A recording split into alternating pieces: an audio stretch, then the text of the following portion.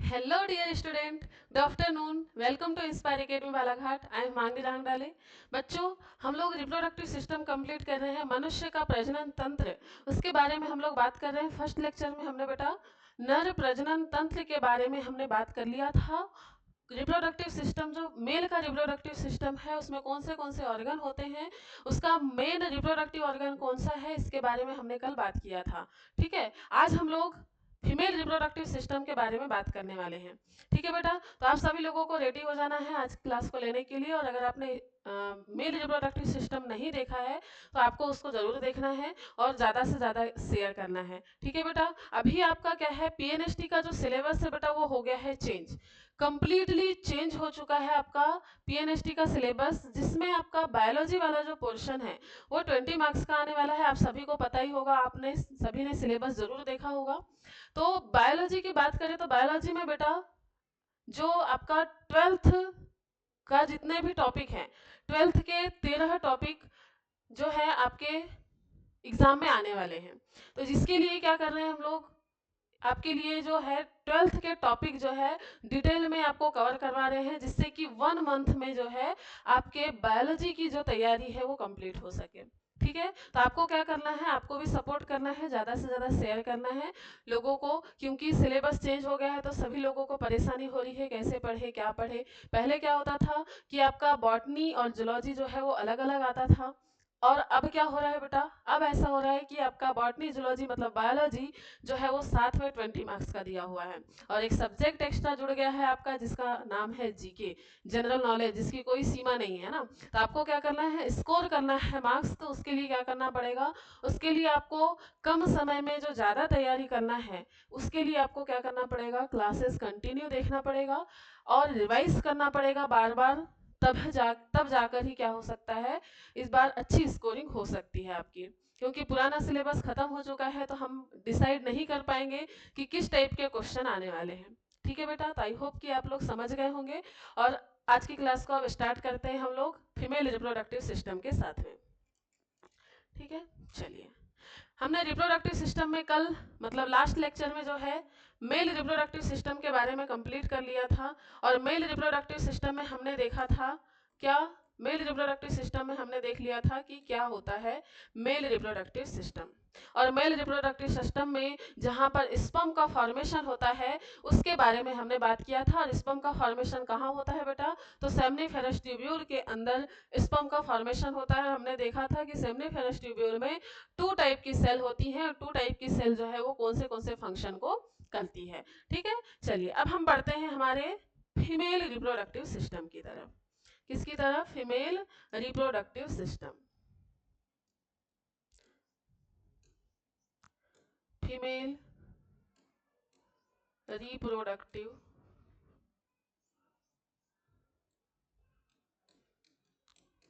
System.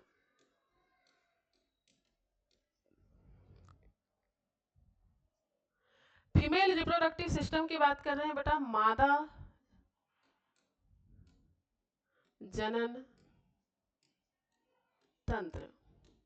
मादा जनन तंत्र की बात कर रहे हैं. जो मादा जनन तंत्र है ये जो है थोड़ा ब्रॉड सिलेबस है इसका, क्योंकि आपको पता होना चाहिए कि मेल में केवल और केवल स्पर्म का फॉर्मेशन होता है, लेकिन सारी की सारी प्रोसेस जो आगे की है, एक बच्चे के जन्म तक की जो प्रोसेस है सारी की सारी कहाँ होती है, फीमेल रिप्रोडक्टिव सिस्टम में होती है. तो ये थोड़ा सा ब्रॉड सिलेबस है.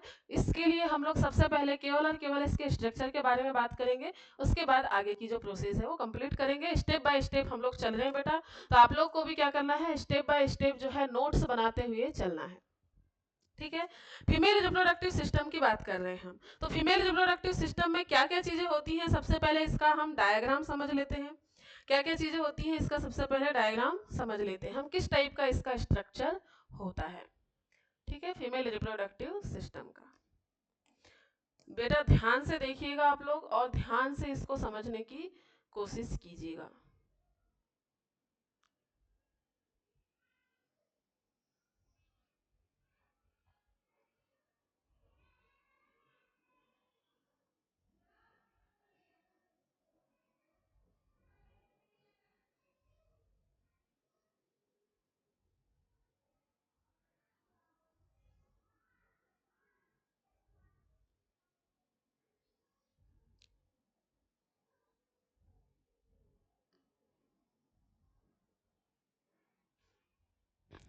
मेल रिप्रोडक्टिव सिस्टम की बात कर रहे हैं हम।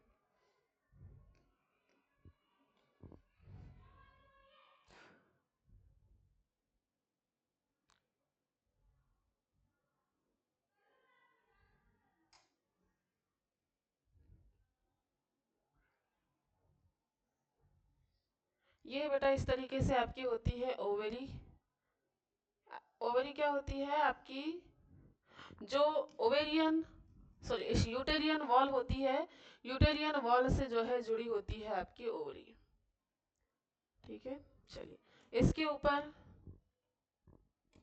होगी फेलोपियन ट्यूब।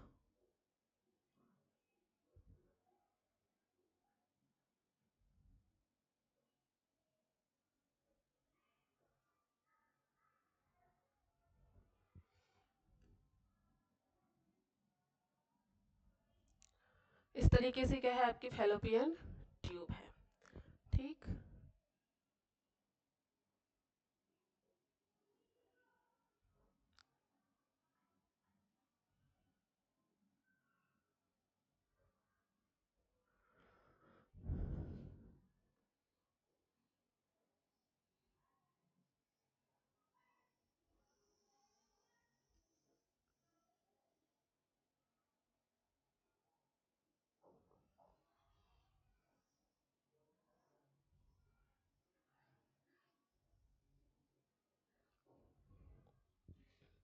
कुछ इस तरीके की संरचना है आपकी।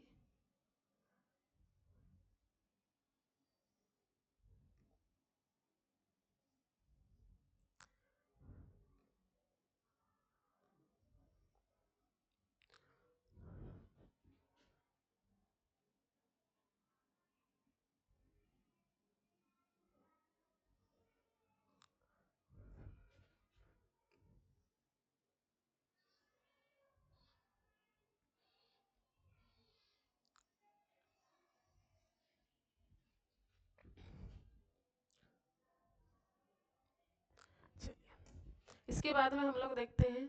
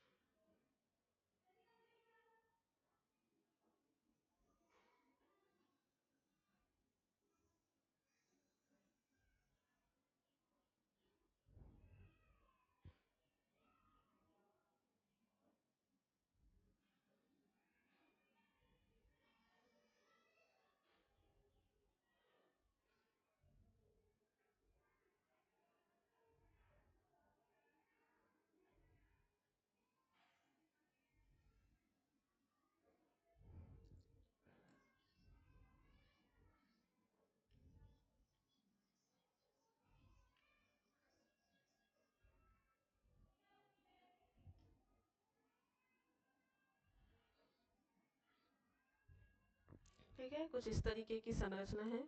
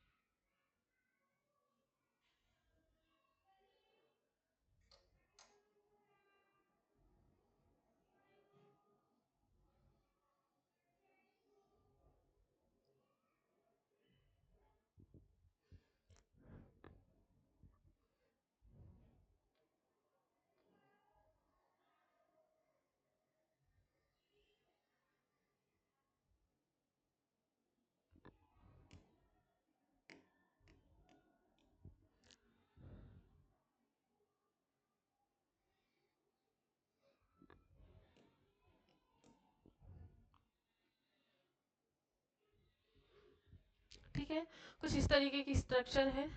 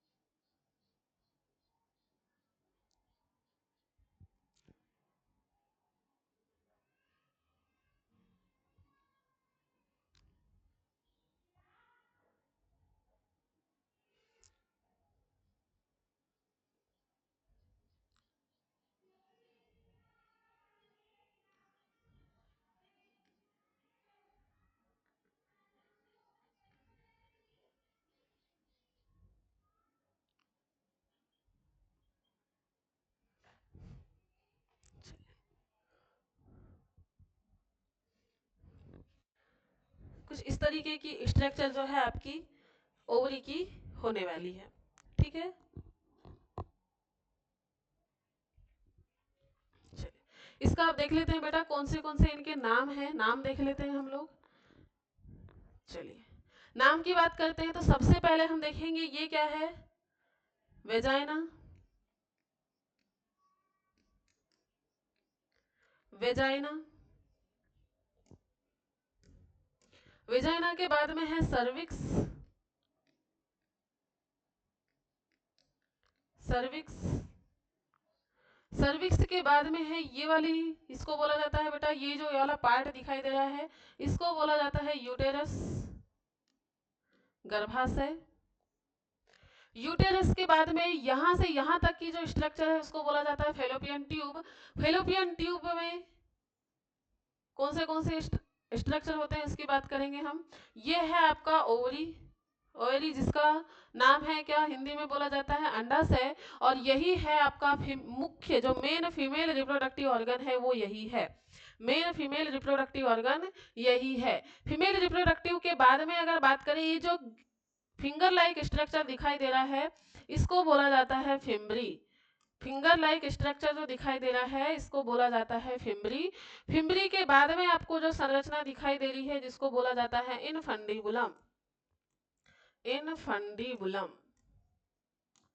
इनफंडिबुलम, यहाँ पर क्या होते हैं बेटा, इनफंडिबुलम में जो ओवम सिक्रेट किए जाते हैं ओवरी के द्वारा, जो ओवम ओवरी के द्वारा सिक्रेट किए जाते हैं उनको क्या किया जाता है, यहाँ पर स्टोर किया जाता है। ठीक है, इनफंडिबुलम के बाद में ये जो थोड़ा सा मोटा सा भाग है इसको बोला जाता है एम्पूला। क्या बोला जाता है, एम्पूला। क्या कहा जाता है बेटा, एम्पूला कहा जाता है। ये है इनफंडिबुलम, ये भी इनफंडिबुलम भी आपके किसका पार्ट है बेटा, फेलोपियन ट्यूब का पार्ट है।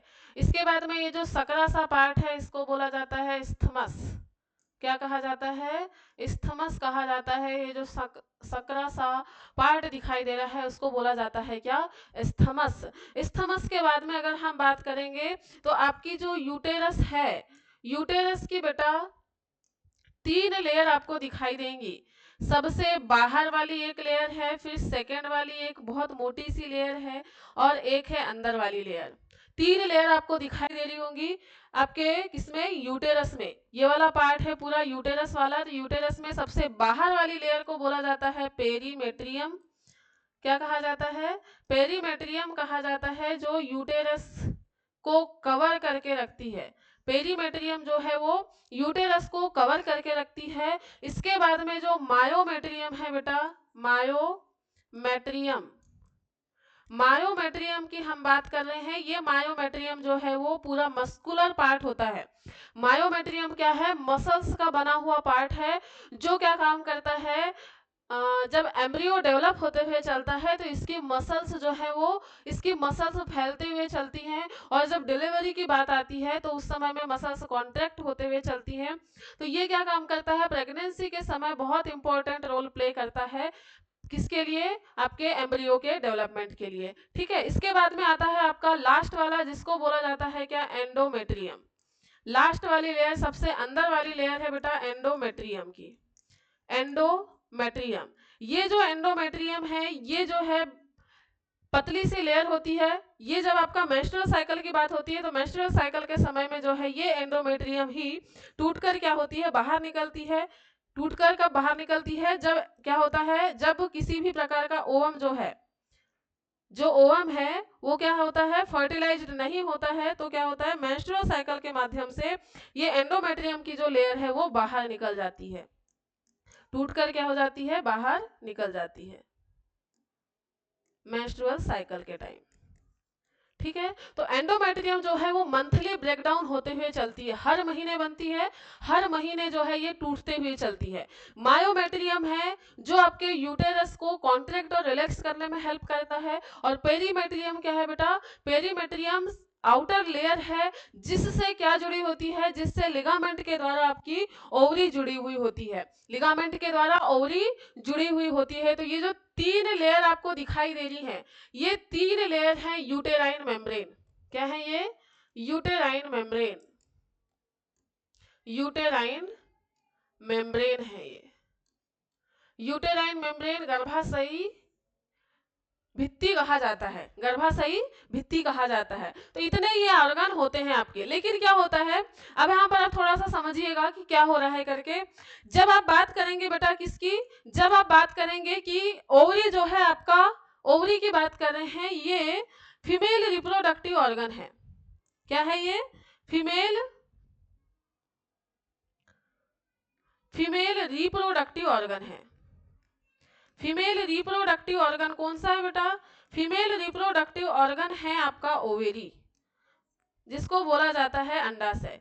ये क्या है? फीमेल रिप्रोडक्टिव ऑर्गन है। फीमेल रिप्रोडक्टिव ऑर्गन में क्या होता है? ओवम का फॉर्मेशन होता है, ओवम का फॉर्मेशन होता है। ये क्या है आपका? Female gamete, female gamete. Ovary का, सॉरी, ओवरी में किसका फॉर्मेशन होने वाला है? ओवम का फॉर्मेशन होने वाला है। जब ओवम का फॉर्मेशन हो जाता है ओवरी में, तो ओवरी क्या करती है, उसको जो आपके ओवम है उनको सीक्रेट करने लगती है, उनको बाहर डालने लगती है, बाहर निकालने लगती है। जब बाहर प्रोड्यूस करने लगती है उनको, उसको बोला जाता है उस प्रोसेस को ओव्यूलेशन।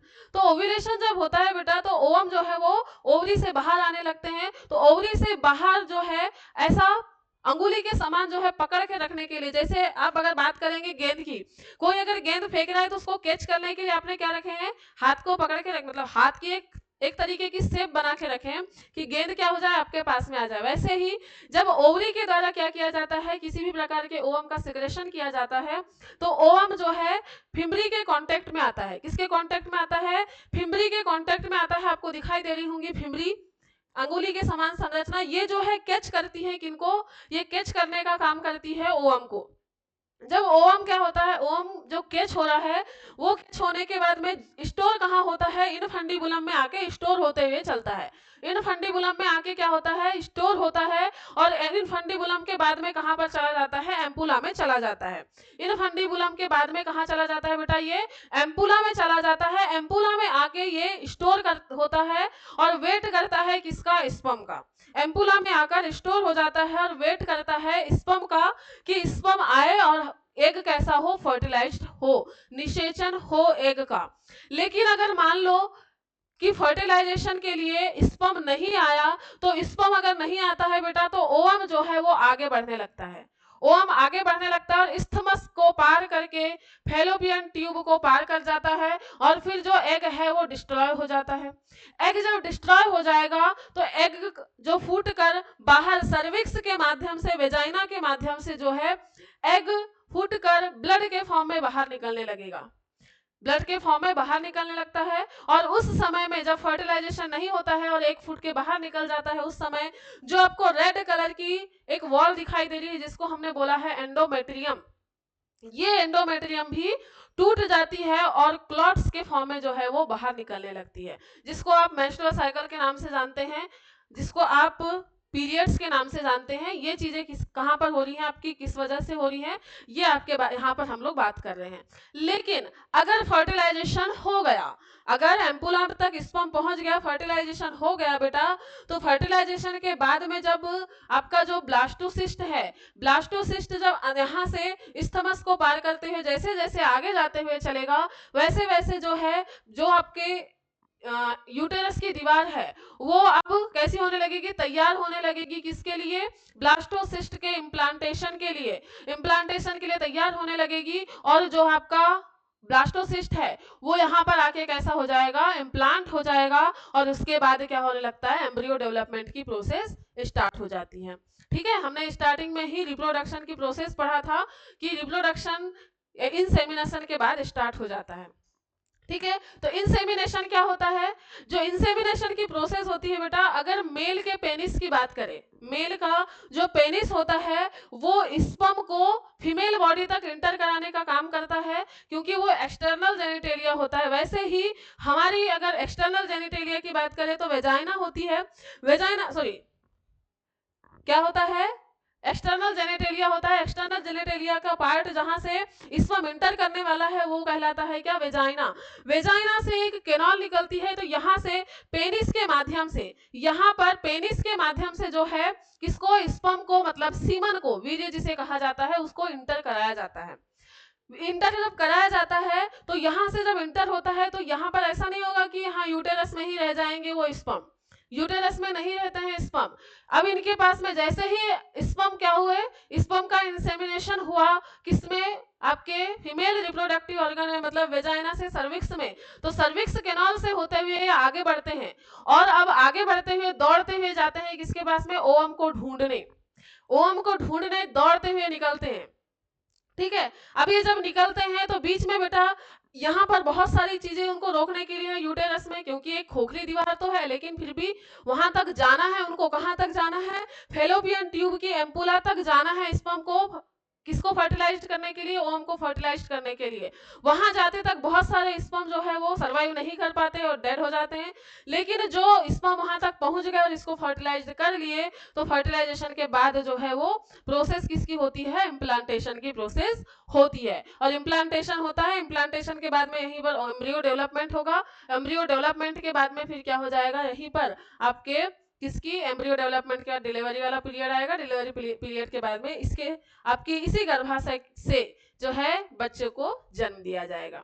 ठीक है, तो ये प्रोसेस होती है आपकी किसकी, फीमेल रिप्रोडक्टिव सिस्टम की। तो फीमेल रिप्रोडक्टिव सिस्टम में कौन से ऑर्गन होते हैं आपको समझ में आ गया होगा। तो देख लेते हैं हम, आपको डायग्राम तो समझ में आ गया होगा कि कौन से ऑर्गन होते हैं, लेकिन एक बार हम लोग लिख लेते हैं।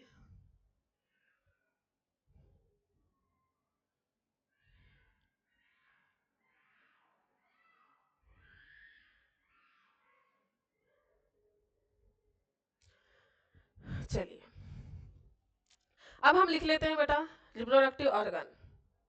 क्या लिख लेते हैं, ऑर्गन,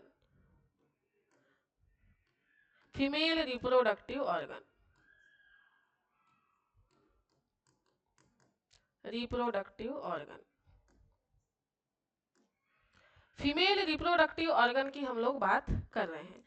फीमेल रिप्रोडक्टिव ऑर्गन कौन से होते हैं, तो बेटा याद रखना है इसके अंतर्गत जो है क्या क्या चीजें आती हैं, वन पेयर ओवरी, क्या आ रहा है, one pair ovary,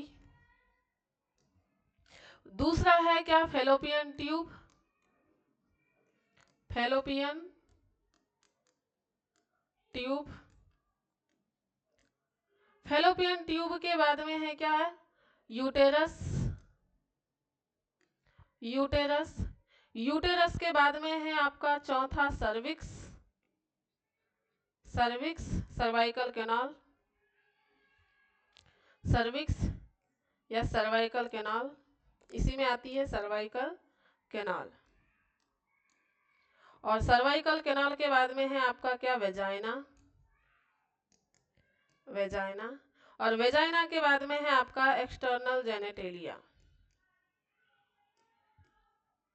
external genitalia. ठीक है, तो ये इतने आपके ऑर्गन आते हैं। अगर हम बात करें फेलोपियन ट्यूब की, तो फेलोपियन ट्यूब में कौन से ऑर्गन आते हैं और इनका क्रम पूछा जाता है तो आपको याद रखना है, सबसे पहले फेलोपियन ट्यूब में आता है इनफंडिबुलम। क्या आता है, इनफंडिबुलम। इनफंडिबुलम के बाद में है आपका क्या, एम्पुला, एम्पुला, और एम्पुला के बाद में है स्थमस, स्थमस, स्थमस। ये इनका क्रम बेटा आपके एनसीईआरटी में चूंकि ऐसा ही क्रम दिया हुआ है इधर से स्थमस की तरफ, तो इसको ऐसे ही याद रखना है आपको, और कौन से ऑर्गन होते हैं। अगर हम बात करें किसकी, अगर हम बात कर रहे हैं ओवरी की, तो ओवरी में किसका फॉर्मेशन होने वाला है, ओवरी में फॉर्मेशन होने वाला है ओवम का। फेलोपियन ट्यूब की बात करें बेटा, तो फेलोपियन ट्यूब में जो इतने ऑर्गन होते हैं इनके हमने फंक्शन देखा कि फेलोपियन ट्यूब में इनफंडिबुलम के आगे जो आपके अंगुलियों के समान संरचना है, फिंगर लाइक स्ट्रक्चर है, वो क्या काम करता है, कैच करने का काम करता है ओवम को कैच करने के बाद में इनफंडिबुलम में स्टोर होता है, इनफंडिबुलम के बाद में एम्पुला में जाता है और एम्पुला में वेट करता है। अगर स्पर्म नहीं आता है तो इस्थमस के माध्यम से आगे बढ़ते हुए बाहर निकल जाता है। ठीक है, तो फेलोपियन ट्यूब के फंक्शन आपको याद रहेंगे। इसके बाद में यूटेरस की बात करें तो यूटेरस का क्या काम है, यूटेरस में क्या होता है बेटा, यूटेरस में होता है क्या, एम्ब्रियो डेवलपमेंट। यूटेरस में क्या होता है, एम्ब्रियो डेवलपमेंट होता है, एम्ब्रियो डेवलपमेंट होता है।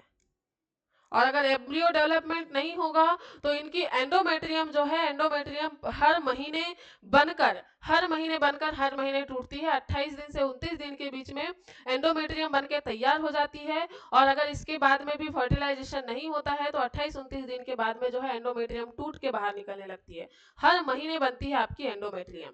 ठीक है, तो यूटेरस की एंडोक्राइन वॉल का याद रखना है। और इसमें कितनी लेयर होती है याद रखना है आपको, 3 लेयर ऑफ यूटेरस, 3 लेयर होती है। और 3 लेयर के नाम याद रखना है आपको, कौन से हैं 3 लेयर आपके, पेरीमेट्रियम, मायोमेट्रियम और एंडोमेट्रियम। ठीक है, वेजाइना और सर्विक्स की बात करें तो ये एक प्रकार की कैनाल है जिसके द्वारा क्या किया जाता है, जिसके द्वारा मेंस्ट्रुअल साइकिल, मेंस्ट्रुअल जो ब्लड होगा एंड डिलीवरी, डिलीवरी डिलीवरी का जो है प्रोसेस कंप्लीट होती है। ठीक है, तो ये इनके बारे में इतनी चीजें आपको याद रखना है। एक बार आप रिवाइज कर लेंगे, एक बार आप क्या कर लेंगे, इसको रिवाइज कर लेंगे। ठीक है,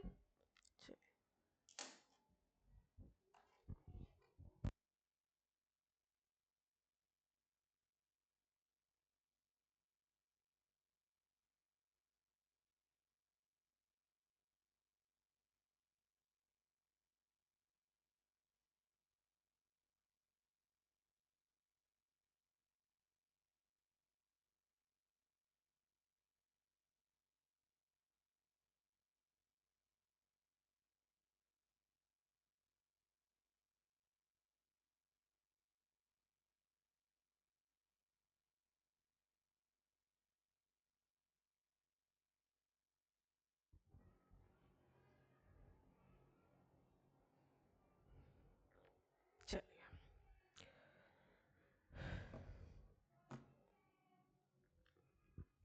इनके बारे में अब हम देख लेते हैं। सबसे पहले हम बात करेंगे, चलिए एक बार हम देख लेते हैं इसका स्ट्रक्चर कुछ किस तरीके का होता है। ये स्पर्म है बेटा, चलिए ये देखिए, फीमेल रिप्रोडक्टिव सिस्टम में हमने क्या क्या देखा, ये यूटेराइन केविटी है, बीच में फंडस है, फंडस ऑफ यूटेरस मतलब फंडिक वाला पार्ट है। इसके बाद में क्या है, ये ब्रॉड लिगामेंट जिसके द्वारा ओवरी जो है वो जुड़ी हुई है किससे, आपके यूटेरियन वॉल से। ये ओवरी है, ये फेलोपियन ट्यूब है, फेलोपियन ट्यूब में जो जो ऑर्गन होते हैं इनकी बात की है हमने, कौन सा इनफंडिबुलम होता है, इनफंडिबुलम के ऊपर एम्पुला, एम्पुला के ऊपर स्थमस होता है। ये यूटेराइन ट्यूब है, ये सर्वाइकल कैनाल वाला पार्ट है, सर्विक्स है, सर्विक्स के नीचे वाला पार्ट जो है वो कहलाता है क्या, वेजाइना कहलाता है। क्या कहलाता है, वेजाइना कहलाता है। तो ये ऑर्गन हमने पढ़ चुका है। तो अब हम लोग देखते हैं ओवरी, ओवरी के बारे में कुछ चीजें हम लोग देखते हैं। तो फर्स्ट हमारा पॉइंट है ओवरी, ओवरी या अंडाशय के बारे में जो चीजें हम पूछा जाता है हमको उसके बारे में बात करते हैं। ओवरी या अंडाशय, ओवरी या अंडाशय की बात करें बेटा तो ये क्या है, ओवरी या अंडाशय क्या है, ओवरी जो है ये प्राइमरी सेक्सुअल ऑर्गन है। क्या है, फीमेल का प्राइमरी सेक्सुअल ऑर्गन है, sexual organ of female body, female body का जो है वो प्राइमरी सेक्सुअल ऑर्गन है।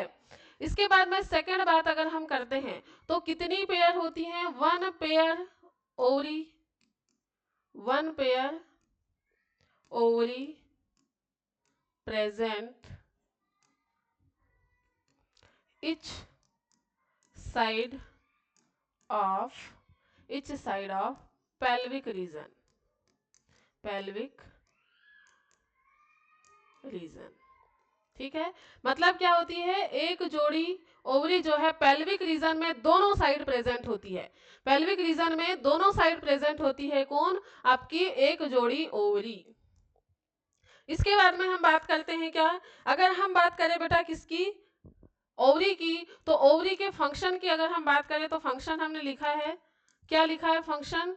फंक्शन की बात करें तो क्या फंक्शन करता है बेटा, ये फीमेल गैमेट का फॉर्मेशन करता है, किसका, फीमेल गैमेट का फॉर्मेशन करता है, फीमेल गैमेट का फॉर्मेशन करता है, और क्या करता है, ओवेरियन हार्मोन का सिक्रेशन करता है, किसका, ओवेरियन हार्मोन का सिक्रेशन करता है।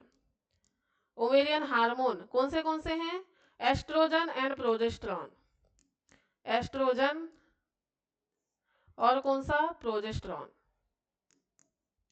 एस्ट्रोजन एंड प्रोजेस्टेरॉन, इन दो हार्मोन जिनको हम ओवेरियन हार्मोन कहते हैं, इनका क्या करता है, सिक्रेशन करता है।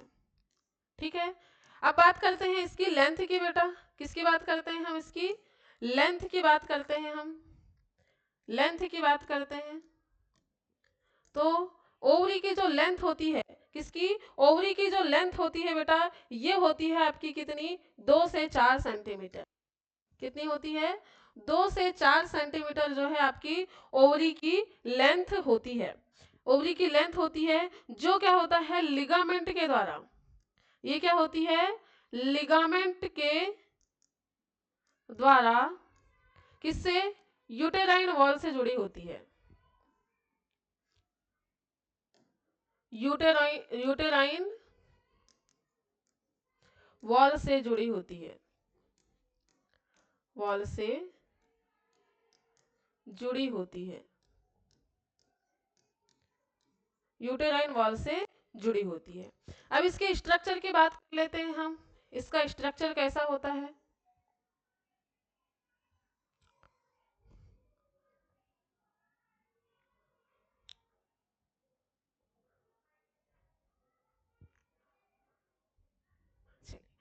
इसके स्ट्रक्चर की बात करते हैं बेटा हम, स्ट्रक्चर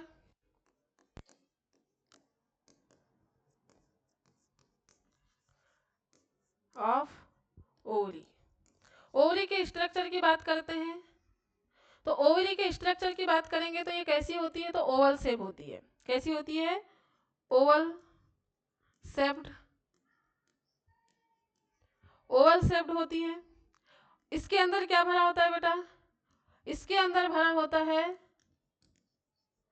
इसके अंदर भरा होता है स्ट्रोमा, क्या भरा होता है, स्ट्रोमा, जिसको बोला जाता है ओवेरियन स्ट्रोमा, क्या भरा होता है, ओवेरियन स्ट्रोमा भरा होता है। ये जो ओवेरियन ओवरी है, ओवर, ये जो ओवरी है, ओवरी क्या है, एपिथीलियल टिश्यू से कवर होती है, कौन से टिश्यू से, एपिथीलियल टिश्यू से क्या होती है, कवर होती है,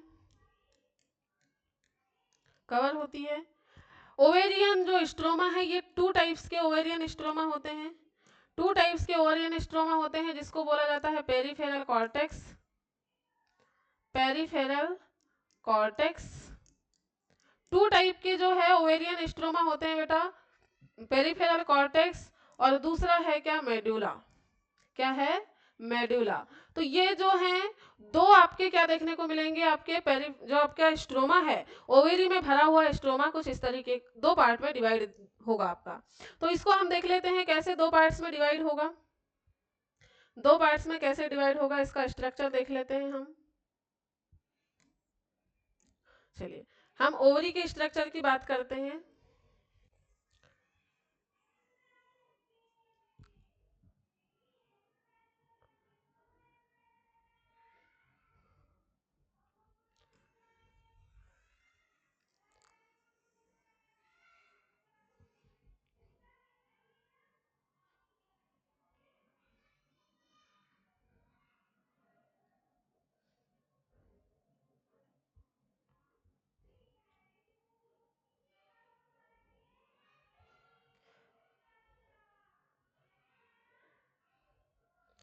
ठीक है, स्ट्रक्चर की बात करते हैं हम।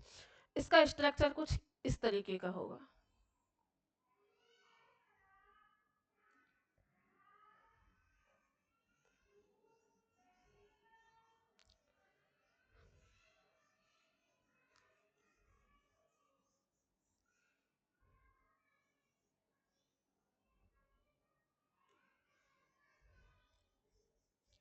ओवरी का स्ट्रक्चर देखना है बेटा, क्या क्या चीजें होती हैं ओवरी में।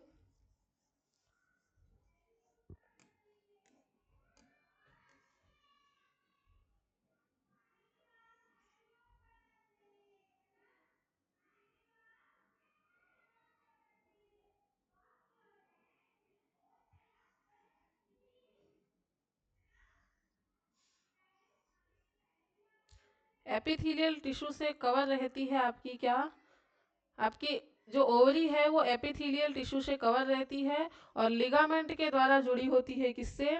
लिगामेंट के द्वारा जुड़ी होती है ओवेरियन वॉल से। ओवेरियन वॉल, सॉरी ओवेरियन नहीं, यूटेराइन वॉल से जुड़ी होती है।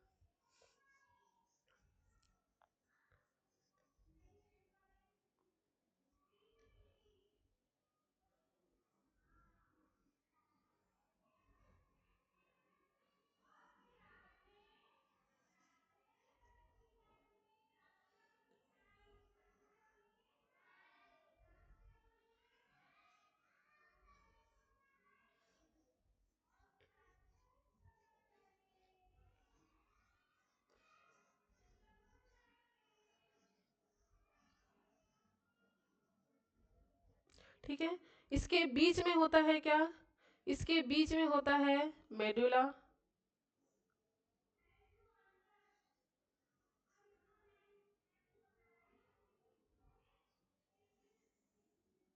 बीच वाला पार्ट होता है मेडुला और आसपास जो परिधि की तरफ जो लिक्विड भरा होता है उसको बोला जाता है क्या, पेरिफेरल कॉर्टेक्स। परिधि की तरफ, इसीलिए तो उसका नाम दिया गया है क्या, पेरिफेरल स्टोमा। तो परिधि की तरफ जो भरा होता है उसको बोला जाता है पेरिफेरल स्टोमा।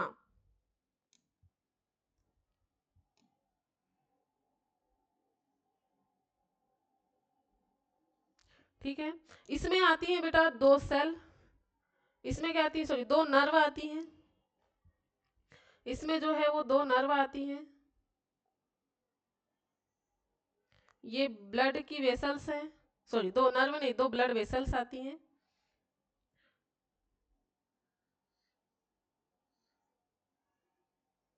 दो ब्लड वेसल्स आती हैं किस वाले पार्ट में, मेडुला वाले पार्ट में।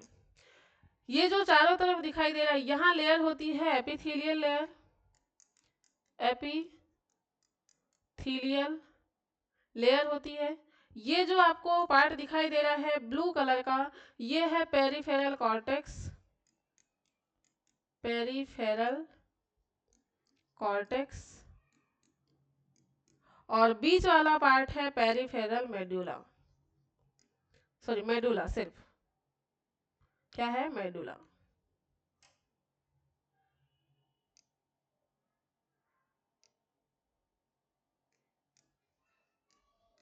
मेडुला, ठीक है। और इसी मेडुला वाले पार्ट में जो है बेटा ब्लड वेसल्स पाई जाती हैं।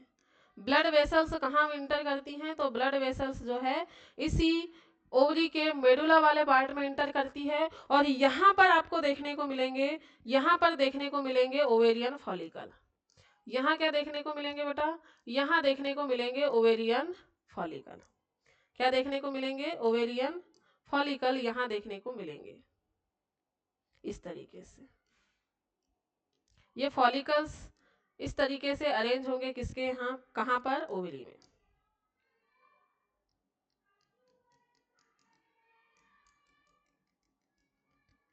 ठीक है, इस तरीके से ओवरी में।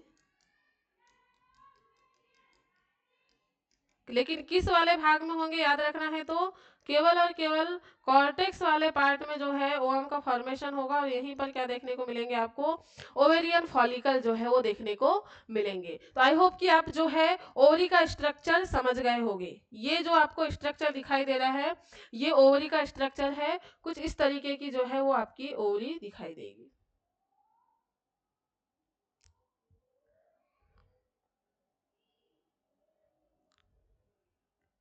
ठीक है, चलिए ये है बेटा ओवरी।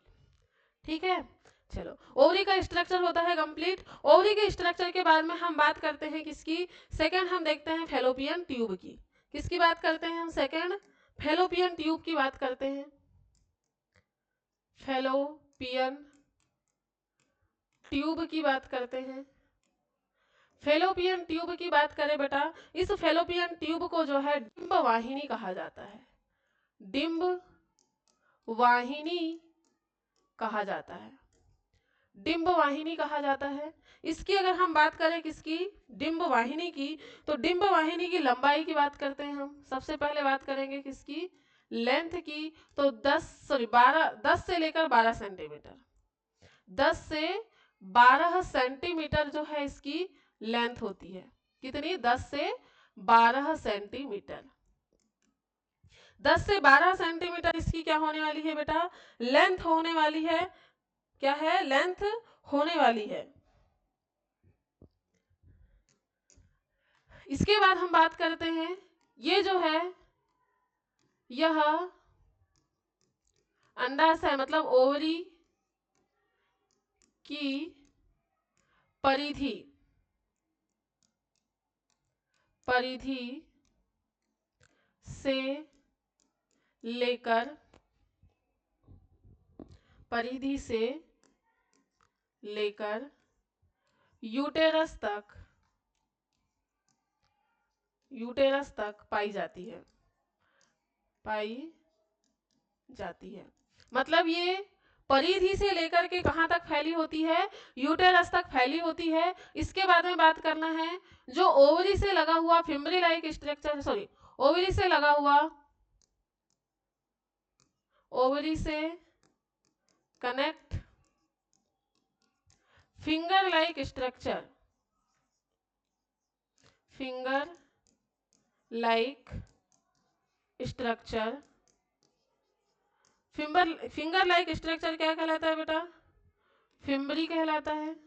क्या कहलाता है, फिम्बरी, या इसी को बोला जाता है झालर हिंदी में। फिम्बरी या झालर कहलाती है, फिम्बरी या झालर कहलाती है। इसके बाद में जो आपके फैलोपियन ट्यूब है, इसमें जो है एक इनफंडीबुलम पाया जाता है। इसके बाद में क्या पाया जाता है, इनफंडीबुलम, इनफंडीबुलम, जहां क्या होता है, स्टोर किया जाता है, किया जाता है किसको, ओवम को। फिर इसके बाद में है आपका क्या, एम्पुला। एम्पुला, एम्पुला में क्या किया जाता है बेटा, एम्पुला में फर्टिलाइजेशन की प्रोसेस होती है। क्या होता है, फर्टिलाइजेशन की प्रोसेस होती है। इसीलिए कहा जाता है कि फर्टिलाइजेशन कहाँ होता है, फर्टिलाइजेशन कहाँ होता है, तो फैलोपियन ट्यूब में होता है। ये आप बात करते हैं, लेकिन अब याद रखना है जो फर्टिलाइजेशन की प्रोसेस है वो फैलोपियन ट्यूब के एम्पुला में कंप्लीट होती है। इसके बाद में जो सकरा सा भाग होता है, सकरा सा भाग, सकरा सा भाग जो किसके बाद होता है, एम्पुला के बाद होता है, वो कहलाता है क्या, इस्थमस। क्या कहलाता है, इस्थमस कहलाता है। और इस इस्थमस के आगे जो है, इस्थमस के आगे से होकर जो आपका एग है, इस्थमस के आगे जो एग है, एग या आप बोल सकते हो क्या, ब्लास्टोसिस्ट, ब्लास्टोसिस्ट बोलेंगे, ब्लास्टोसिस्ट बोलो, या फिर एग जो है कहाँ चला जाता है, यूटेरस में चला जाता है। तो ये आपको फैलोपियन ट्यूब के बारे में इतनी बातें याद रखनी है। किसके बारे में, फैलोपियन ट्यूब के बारे में इतनी बातें जो है आपको याद रखनी है। फैलोपियन ट्यूब के बाद में हम देखते हैं क्या, फैलोपियन ट्यूब के बाद में हम देखते हैं अब किसके बारे में, यूटेरस के बारे में। किसके बारे में, यूटेरस के बारे में देखते हैं। नहीं दिख पा रहा है,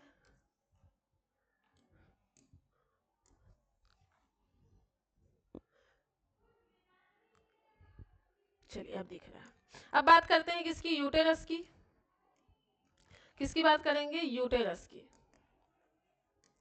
यूटेरस मतलब गर्भाशय की बात करेंगे हम।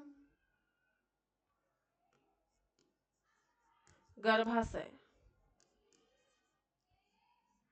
गर्भाशय की बात करें बेटा तो सबसे पहले गर्भाशय के बारे में आपको याद रखना पड़ेगा कि जो गर्भाशय होता है जिसे हम बच्चादानी के नाम से जानते हैं, किसे वो क्या बोलते हैं? बच्चादानी के नाम से जानते हैं। ये इसकी अगर हम बात करें तो यह जो है, यह उल्टी नाशपाती, जिसे पियर कहा जाता है, नाशपाती जिसे क्या कहा जाता है?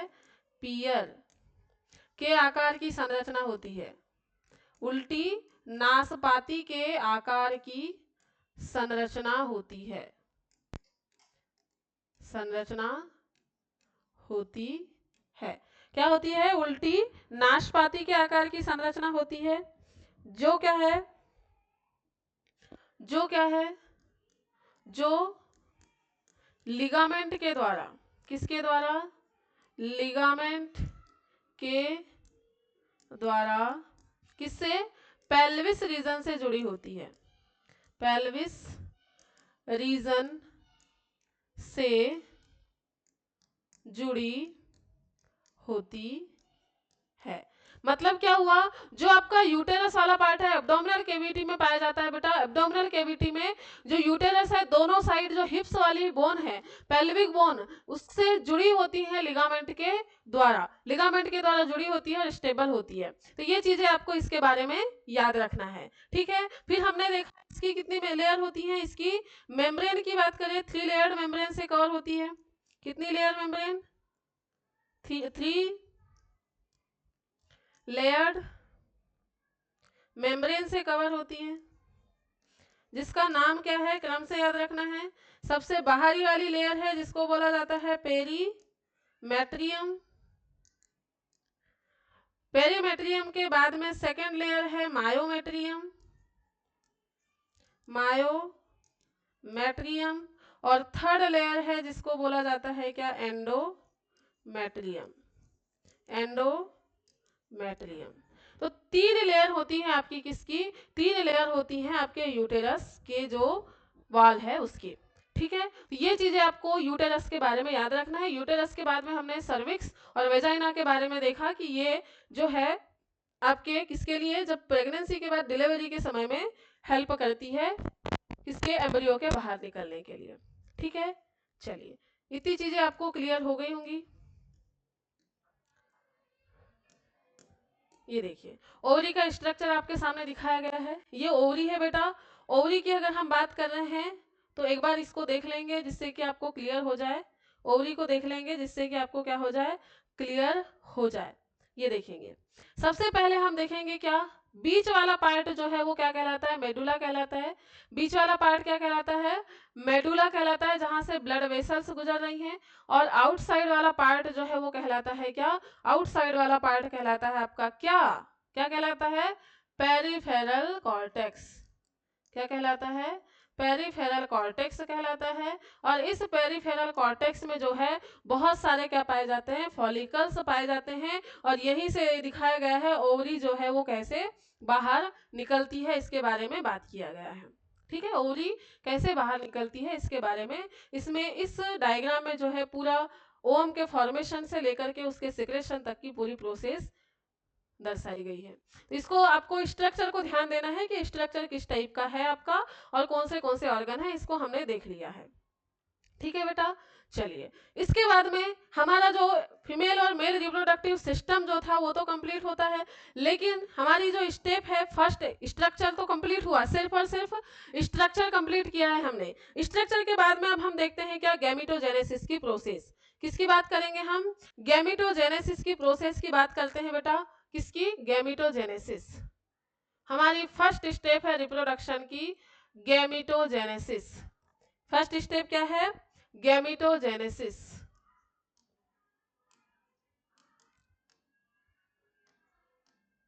गैमेटोजेनेसिस, युग्मक जनन। युग्मक जनन, युग्मक जनन की हम लोग बात करेंगे। किसकी बात करेंगे? युग्मक जनन की हम लोग अब बात करने वाले हैं।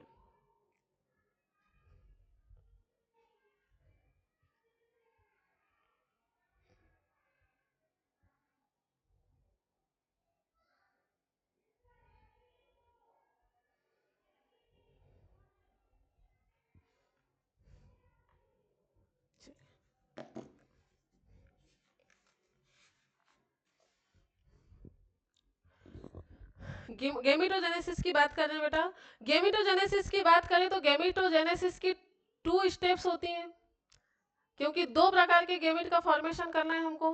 गेमिटोजेनेसिस को 2 पार्ट में डिवाइड किया गया है। पहला है आपका स्पर्मेटोजेनेसिस। गेमिटोजेनेसिस 2 टाइप का होगा ना, स्पर्मेटोजेनेसिस, स्पर्मेटोजेनेसिस,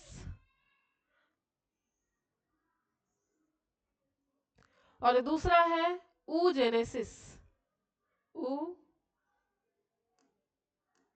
ऊजेनेसिस। पहला स्पर्मेटोजेनेसिस और दूसरा क्या है? ऊजेनेसिस। तो ये 2 स्टेप में जो है हम गेमिटोजेनेसिस की जो प्रोसेस है वो कंप्लीट करेंगे। कौन सी? स्पर्मेटोजेनेसिस और ऊजेनेसिस। स्पर्मेटोजेनेसिस की बात करें बेटा तो इसको कहा जाता है क्या? शुक्र जनन। शुक्र जनन, ठीक है। और इसको बोला जाता है अंड जनन। क्या कहा जाएगा? अंड जनन। इसमें किसका फॉर्मेशन होगा? स्पर्मेटोजेनेसिस से जो है वो मेल गेमिट का फॉर्मेशन होगा। मेल गेमिट का फॉर्मेशन जो है वो होगा किससे? मेल गेमिट का फॉर्मेशन होगा स्पर्मेटोजेनेसिस की प्रोसेस से। और ऊजेनेसिस से होगा किसका? फीमेल गेमिट का फॉर्मेशन। फीमेल गेमिट किससे बनेगा बेटा? फीमेल गेमिट बनेगा आपका किससे? फीमेल गेमिट बनेगा ऊजेनेसिस की प्रोसेस के द्वारा। मेल गेमिट की बात करें तो मेल गेमिट का नाम है क्या? स्पर्म। मेल गेमिट का नाम है स्पर्म, जिसको कहा जाता है शुक्राणु। क्या कहा जाता है? शुक्राणु। ये क्या है? मेल गेमिट है। और फीमेल गेमिट मतलब मादा युग्मक का नाम है क्या? ओवम। क्या है? ओवम, जिसे कहा जाता है अंडाणु। क्या कहा जाता है? अंडाणु कहा जाता है। ठीक है, तो इतनी चीजें आपको याद रखना है। गेमिटोजेनेसिस की जो प्रोसेस है, गेमिटोजेनेसिस की प्रोसेस 2 स्टेप होने वाले हैं, मेल में अलग, फीमेल में अलग। तो मेल में जो गेमिटोजेनेसिस की प्रोसेस है उसको बोला जाता है स्पर्मेटोजेनेसिस। फीमेल में जो गेमिटोजेनेसिस की प्रोसेस है उसको कहा जाता है क्या? ऊजेनेसिस। फीमेल रिप्रोडक्टिव जो गेमिट है, फीमेल गेमिट का नाम है ओम, मेल गेमिट का नाम है क्या? स्पर्म। ठीक है बेटा, फीमेल गेमिट का नाम है ओम और मेल गेमिट का नाम क्या है? स्पर्म है।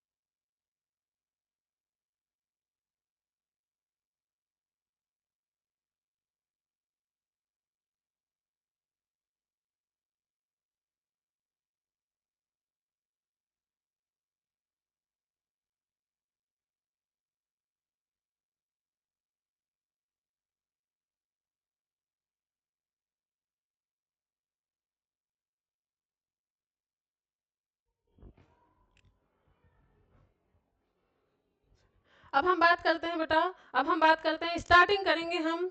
आवाज आ रही है सभी को? आ रही है। अब हम स्टार्ट करेंगे स्पर्मेटोजेनेसिस से। स्टार्ट करेंगे किससे? स्पर्मेटोजेनेसिस की प्रोसेस से। स्पर्मेटोजेनेसिस। स्पर्मेटोजेनेसिस मतलब शुक्र जनन। शुक्र जनन की जो प्रोसेस है इससे स्टार्ट करेंगे। शुक्र जनन की प्रोसेस से स्टार्ट करेंगे। आपको याद होगा, अगर आपने पढ़ा है, शुक्र जनन की प्रोसेस स्टार्ट करने वाले हैं, इसलिए आपने पढ़ा है तो आपको एक चीज याद होगी, टेस्टिस का स्ट्रक्चर। किसका स्ट्रक्चर बेटा? टेस्टिस का आपको स्ट्रक्चर याद होगा, अगर आपने पढ़ा है तो टेस्टिस का स्ट्रक्चर आपको जरूर ही याद होगा। ऐसी आशा करती हूँ कि आपने अगर मेल रिप्रोडक्टिव सिस्टम देखा है तो उसमें हमने जो टेस्टिस का स्ट्रक्चर देखा था वो आपको याद होगा। ठीक है, इसीलिए आपको मैं कुछ चीजें बताते हुए चल रही हूँ कि आपको याद है, इसी को ध्यान में रखते हुए मैं कुछ चीजें डायरेक्ट बता रही हूँ। अगर आपने नहीं देखा है बेटा तो आपको क्या करना है, सबसे पहले आपको आपको कौन सा मेल रिप्रोडक्टिव सिस्टम का जो वीडियो है वो आपको जाके पहले देखना है, क्योंकि उसके बिना तो कुछ होगा ही नहीं।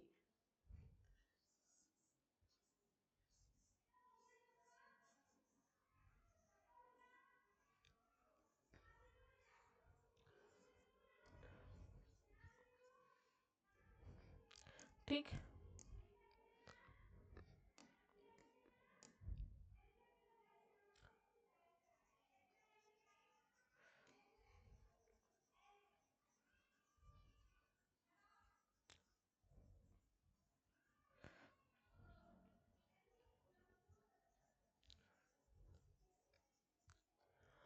चलिए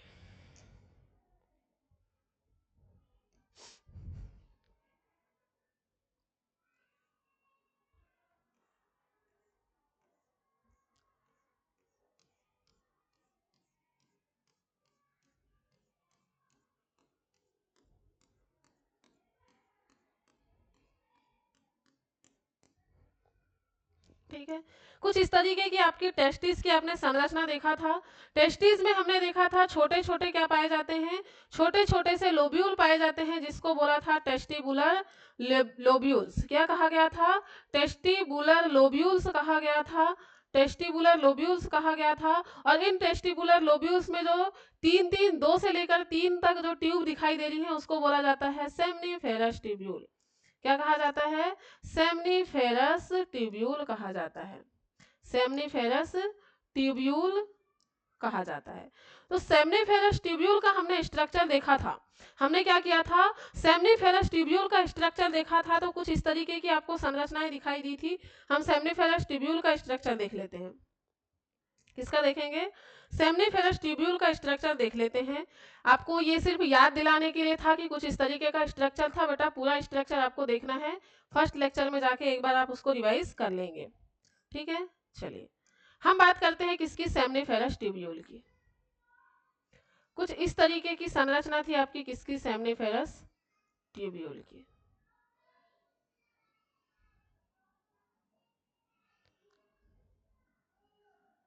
सेमनीफेरस ट्यूब्यूल के स्ट्रक्चर की हम बात कर रहे हैं, क्योंकि इसी के अंदर किसका फॉर्मेशन होने वाला है? इसी के अंदर स्पर्म का फॉर्मेशन होने वाला है।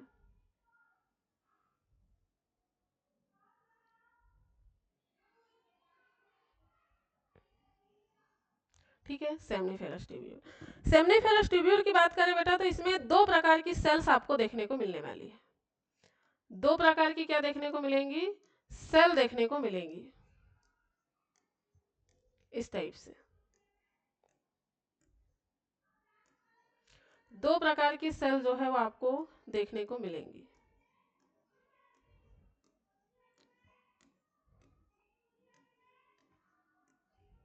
ठीक है,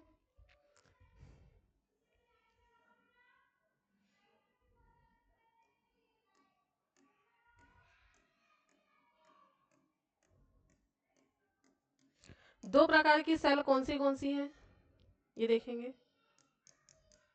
दो प्रकार की जो सेल दिख रही हैं ये कौन सी है आपको याद रखना है।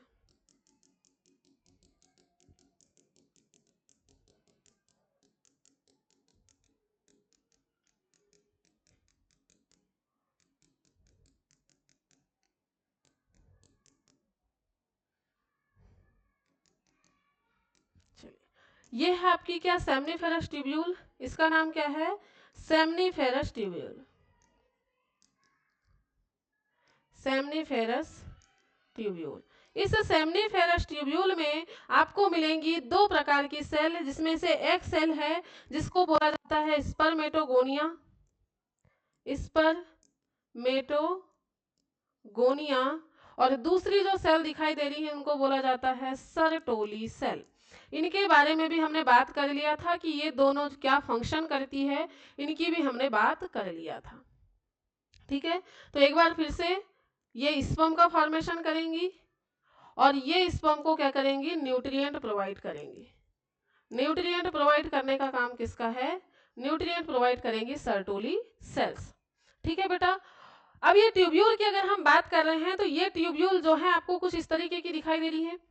ये बीच में ये सर्टोल, अगर ये सेमनीफेरस ट्यूब्यूल है तो बीच में खाली जगह दिखाई दे रही है ना, बीच में क्या दिखाई दे रही है, खाली जगह दिखाई दे रही है बेटा। इस खाली जगह को हमने बोला था क्या, इंटरटीशियल स्पेस। क्या कहा था, इंटरटीशियल स्पेस कहा था। और इन इंटरटीशियल स्पेस में जो है इंटरटीशियल सेल्स होती है। क्या होती है, इंटरटीशियल सेल्स होती है। एक एक पॉइंट को नोट करते हुए चलना है। और इन इंटरटीशियल सेल्स का नाम है लीडिंग सेल। क्या है, लीडिंग सेल नाम है। ठीक है, लीडिंग सेल इसका नाम है। तो ये चीजें आपको समझ में आ गई होंगी, इसका स्ट्रक्चर। अब हम बात करते हैं किसकी, गैमेटोजेनेसिस की प्रोसेस अब हम स्टार्ट करते हैं। सेमनीफेरस ट्यूब्यूल के अंदर चूंकि गैमेटोजेनेसिस होने वाला है, इसीलिए हमने इसका स्ट्रक्चर सबसे पहले देखा।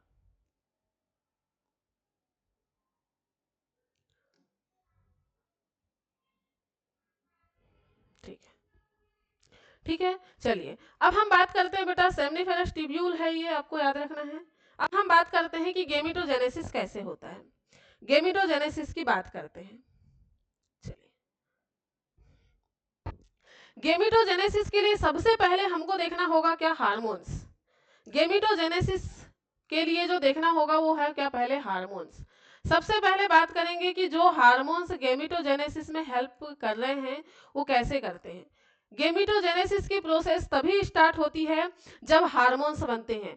दूसरी चीज बेटा, गैमेटोजेनेसिस की प्रोसेस कब स्टार्ट होती है, तो गैमेटोजेनेसिस मतलब स्पर्मेटोजेनेसिस की प्रोसेस स्टार्ट होती है आफ्टर प्यूबर्टी। कब स्टार्ट होती है, आफ्टर प्यूबर्टी जो है, आफ्टर प्यूबर्टी स्टार्ट होती है क्या, आपकी गैमेटोजेनेसिस की प्रोसेस। गैमेटोजेनेसिस की प्रोसेस जो आफ्टर प्यूबर्टी स्टार्ट हो रही है, क्योंकि इसमें क्या होते हैं, कुछ हार्मोनल चेंज होते हैं।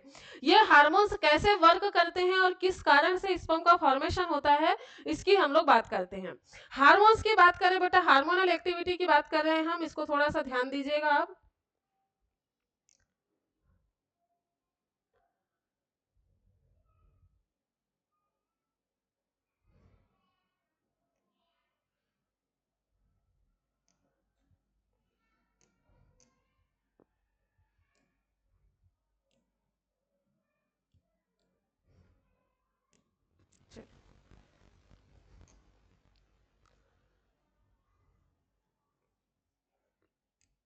यहाँ पर हम हार्मोन्स के बारे में बात करते हैं।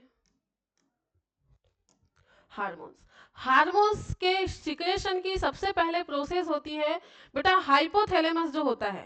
क्या, हाइपोथैलेमस किस तरीके से वर्क कर रहा है इसकी बात करते हैं। हाइपोथैलेमस की बात कर रहे हैं हम। हाइपोथैलेमस जो है मास्टर ऑफ मास्टर ग्लैंड कहलाता है। क्या कहलाता है, master of master gland. Master of master gland जो है वो कहलाता है कौन, आपका हाइपोथैलेमस। हाइपोथैलेमस से क्या होते हैं बेटा, दो प्रकार की, सॉरी, एक हार्मोन का सिक्रेशन होता है। हाइपोथैलेमस एक ऐसी ग्लैंड है जो आपके नर्वस सिस्टम का भी पार्ट है और जो आपके एंडोक्राइन सिस्टम का भी पार्ट है। हाइपोथैलेमस की अगर हम बात कर रहे हैं तो हाइपोथैलेमस जो है पिट्यूटरी ग्लैंड, जो हमारे मास्टर ग्लैंड है, जिसके कारण हमारी बॉडी के सारे ऑर्गन जो है कंट्रोल होते हैं, उनको भी कंट्रोल करने का काम करता है आपका कौन, पिट्यूटरी, सॉरी, आपका हाइपोथैलेमस। हाइपोथैलेमस की अगर हम बात कर रहे हैं तो हाइपोथैलेमस बेटा एक हार्मोन का सिक्रेशन करता है जिसका नाम है क्या, गोनेडोट्रोपिन हार्मोन। क्या नाम है, गोनेडोट्रोपिन हार्मोन। ये एक हार्मोन का सिक्रेशन करता है जिसका नाम है गोनेडोट्रोपिन हार्मोन। कौन से हार्मोन का सिक्रेशन किया इसने, गोनेडोट्रोपिन हार्मोन का सिक्रेशन करता है कौन, आपका हाइपोथैलेमस। हाइपोथैलेमस जो गोनेडोट्रोपिन हार्मोन का सिक्रेशन करता है, ये क्या काम करेगा, पिट्यूटरी ग्लैंड, किसको, पिट्यूटरी ग्लैंड,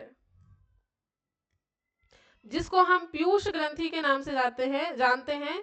पिट्यूटरी ग्लैंड की एंटीरियर लोब, कौन सी lobe, anterior lobe, anterior lobe को क्या करेगा, स्टिमुलेट करेगा, को क्या करेगा, स्टिमुलेट करेगा, स्टिमुलेट करेगा। एंटीरियर लोब को क्या करेगा, स्टिमुलेट करेगा। बेटा यहाँ पर आपको, आई होप कि आपको क्लियर नहीं हो पा रहा है, इसको हम और भी छोटा कर सकते हैं।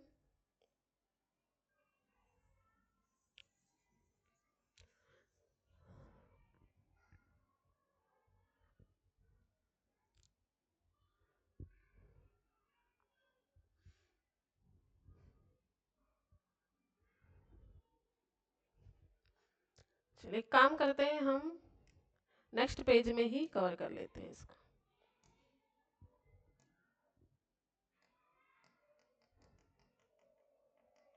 नेक्स्ट पेज में देख लेते हैं बेटा, इसको हम क्या करते हैं, नेक्स्ट पेज में देख लेते हैं, जो हार्मोनल एक्टिविटी है। चलिए हम बात कर रहे हैं किसकी, हार्मोन्स की। हम बात कर रहे हैं जो स्पर्मेटोजेनेसिस में हार्मोन्स काम करने वाले हैं, हार्मोन्स की। हार्मोन्स की बात कर रहे हैं तो हार्मोन्स का सिक्रेशन स्टार्ट कहाँ से होगा, तो हार्मोन्स का सिक्रेशन स्टार्ट होता है बेटा हाइपोथैलेमस से। कहाँ से स्टार्ट होता है, हाइपोथैलेमस से। आफ्टर प्यूबर्टी की बात कर रहे हैं हम, कब की बात कर रहे हैं, आफ्टर प्यूबर्टी, क्योंकि प्यूबर्टी के बाद ही क्या होता है, स्पर्म फॉर्मेशन स्टार्ट होता है। आफ्टर प्यूबर्टी की बात कर रहे हैं। आफ्टर प्यूबर्टी अगर हम बात कर रहे हैं तो एक चीज पता होना चाहिए कि आफ्टर प्यूबर्टी चेंज आता है किसमें, हाइपोथैलेमस। क्या होता है, हाइपोथैलेमस। हाइपोथैलेमस जो है बेटा, हाइपोथैलेमस एक हार्मोन का सिक्रेशन करता है। हाइपोथैलेमस क्या है, मास्टर ऑफ मास्टर ग्लैंड कही जाती है, इसको याद रखना है, master of master gland, master gland, master of master gland कहलाती है हाइपोथैलेमस। हाइपोथैलेमस से क्या होता है, एक हार्मोन का सिक्रेशन होता है। हाइपोथैलेमस से हार्मोन सिक्रेट होगा, सिक्रेट हार्मोन। हाइपोथैलेमस से हार्मोन का सिक्रेशन होगा जिसका नाम है गोनेडोट्रोपिन हार्मोन। क्या है, गोनेडोट्रोपिन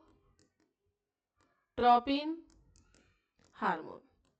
ये जो गोनेडोट्रोपिन हार्मोन है, कौन सा हार्मोन, गोनेडोट्रोपिन हार्मोन। ये गोनेडोट्रोपिन हार्मोन बेटा किसको स्टिमुलेट करता है, ये गोनेडोट्रोपिन हार्मोन स्टिमुलेट करेगा किसको, ये स्टिमुलेट करता है, स्टिमुलेशन, स्टिमुलेशन ऑफ, स्टिमुलेट करता है किसको, एंटीरियर लोब को, किसको, anterior lobe, anterior lobe of pituitary gland, pituitary gland. Pituitary gland के एंटीरियर लोब को क्या करता है बेटा, ये स्टिमुलेट करता है, स्टिमुलेट करता है किसके लिए, हार्मोन के सिक्रेशन के लिए। क्या करता है, हार्मोन के सिक्रेशन के लिए क्या करने वाला है, स्टिमुलेट करने वाला है। ठीक है, जब स्टिमुलेट करता है ये एंटीरियर लोब को, तो एंटीरियर लोब जो है ये दो प्रकार के हार्मोन का सिक्रेशन करता है। कितने प्रकार के, दो प्रकार के हार्मोन का सिक्रेशन करता है। एक है आपका क्या, ल्यूटिनाइजिंग हार्मोन, एक हार्मोन का नाम है क्या, ल्यूटिनाइजिंग हार्मोन, ल्यूटिनाइजिंग हार्मोन,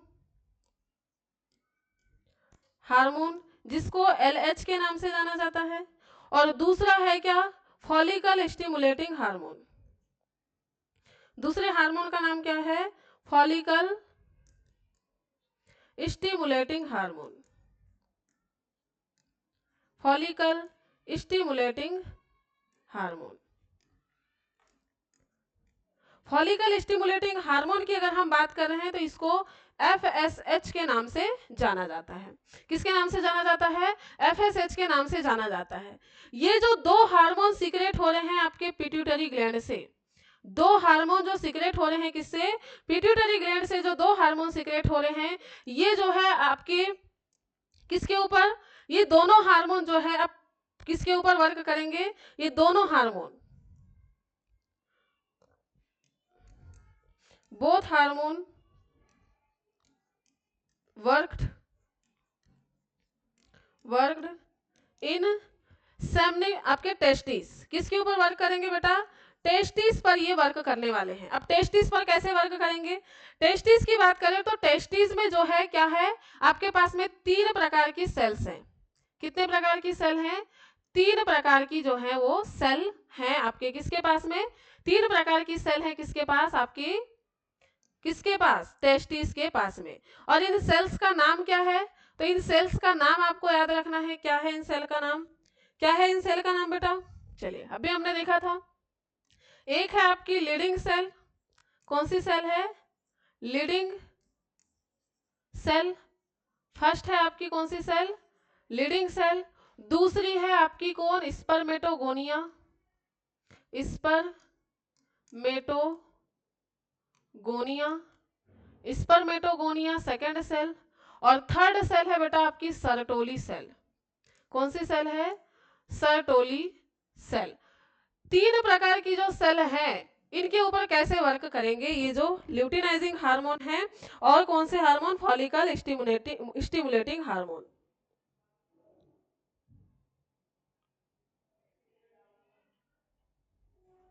ठीक है, चलिए कैसे वर्क करता है इसकी बात करते हैं। ल्यूटिनाइजिंग हार्मोन की सबसे पहले बात करेंगे हम। ल्यूटिनाइजिंग हार्मोन हम LH को के नाम से इसको डिनोट करेंगे, अब LH short form. Luteinizing hormone work करेगा किसके ऊपर, स्टिमुलेट करेगा किसको, स्टिमुलेट करेगा लीडिंग सेल को। लीडिंग सेल क्या काम करेगा बेटा, लीडिंग सेल जब ये ल्यूटिनाइजिंग हार्मोन लीडिंग सेल को स्टिमुलेट करेगा तो ये एंड्रोजन हार्मोन का सिक्रेशन करेगा। कौन सा हार्मोन का सिक्रेशन करेगा, एंड्रोजन हार्मोन सिक्रेट करेगा। एंड्रोजन हार्मोन जो है सिक्रेट करेगा कौन, एंड्रोजन हार्मोन सिक्रेट करेगा कौन, लीडिंग सेल। लीडिंग सेल ने जब एंड्रोजन हार्मोन का सिक्रेशन किया तो ये जो लीडिंग सेल से निकलने वाला एंड्रोजन हार्मोन है ये किसके ऊपर वर्क करेगा, स्पर्मेटोगोनिया के ऊपर। ये क्या करेगा, स्पर्मेटोगोनिया के ऊपर क्या किया जाएगा, सिक्रेट किया जाएगा। किसके ऊपर, स्पर्मेटोगोनिया के ऊपर क्या किया जाएगा, सिक्रेट किया जाएगा। जब इसका सिक्रेशन स्पर्मेटोगोनिया पे होगा तो ये जो स्पर्मेटोगोनिया है ये स्पर्म का फॉर्मेशन स्टार्ट कर देगी। क्या करेगी, स्पर्म फॉर्मेशन स्टार्ट करने लगेगी। स्पर्म का फॉर्मेशन स्टार्ट करेगी कौन, स्पर्मेटोगोनिया। ठीक है, अब बची कौन, सर्टोली सेल। अब बची कौन है, सर्टोली सेल। अब बेटा जो फॉलिकल स्टिमुलेटिंग हार्मोन है, follicle stimulating hormone, follicle stimulating hormone Sertoli कोशिकाओं को स्टिमुलेट करेगा। और ये क्या काम करेगा, आपका जो फॉलिकल स्टिमुलेटिंग हार्मोन है, कौन, फॉलिकल स्टिमुलेटिंग हार्मोन जो है वो किसके ऊपर वर्क करेगा, वो सर्टोली कोशिकाओं के ऊपर वर्क करता है और उसको क्या करेगा, न्यूट्रिएंट प्रोवाइड करने के लिए प्रेरित करेगा। अब ये क्या करेगा, न्यूट्रिएंट प्रोवाइड करेगा किसको, न्यूट्रिएंट प्रोवाइड करेगा स्पर्म को और इसके मैच्योरेशन में हेल्प करेगा। क्या करेगा, मैच्योरेशन का काम करेगा। मैच्योरेशन, मैच्योरेशन मतलब परिपक्वन के लिए जो है, परिपक्वन के लिए हेल्प करेगा कौन, परिपक्व करने का काम करेगा। फॉलिकल स्टिमुलेटिंग हार्मोन जब सिक्रेट होगा तो सर्टोली सेल जो है स्पर्म को परिपक्व करने के लिए क्या करेंगी, काम करेंगी। ठीक है, परिपक्व करने के लिए काम करेंगी। एक बार देख लेते हैं हम, अगर आपको दिखाई नहीं दे रहा है।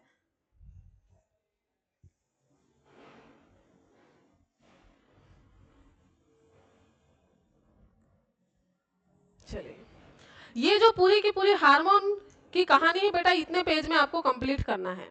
ठीक है, सबसे पहले हमने क्या देखा, हार्मोन के फॉर्मेशन की बात कर रहे हैं, मतलब हार्मोन कैसे वर्क करते हैं इसकी बात कर रहे हैं। तो हार्मोन से जब प्यूबर्टी स्टार्ट होती है, प्यूबर्टी के बाद में क्या होता है, हाइपोथैलेमस के द्वारा एक हार्मोन का सिक्रेशन किया जाता है जो है गोनेडोट्रोपिन हार्मोन। इसको बोला जाता है GnRH। गोनेडोट्रोपिन हार्मोन का सिक्रेशन किया जाता है।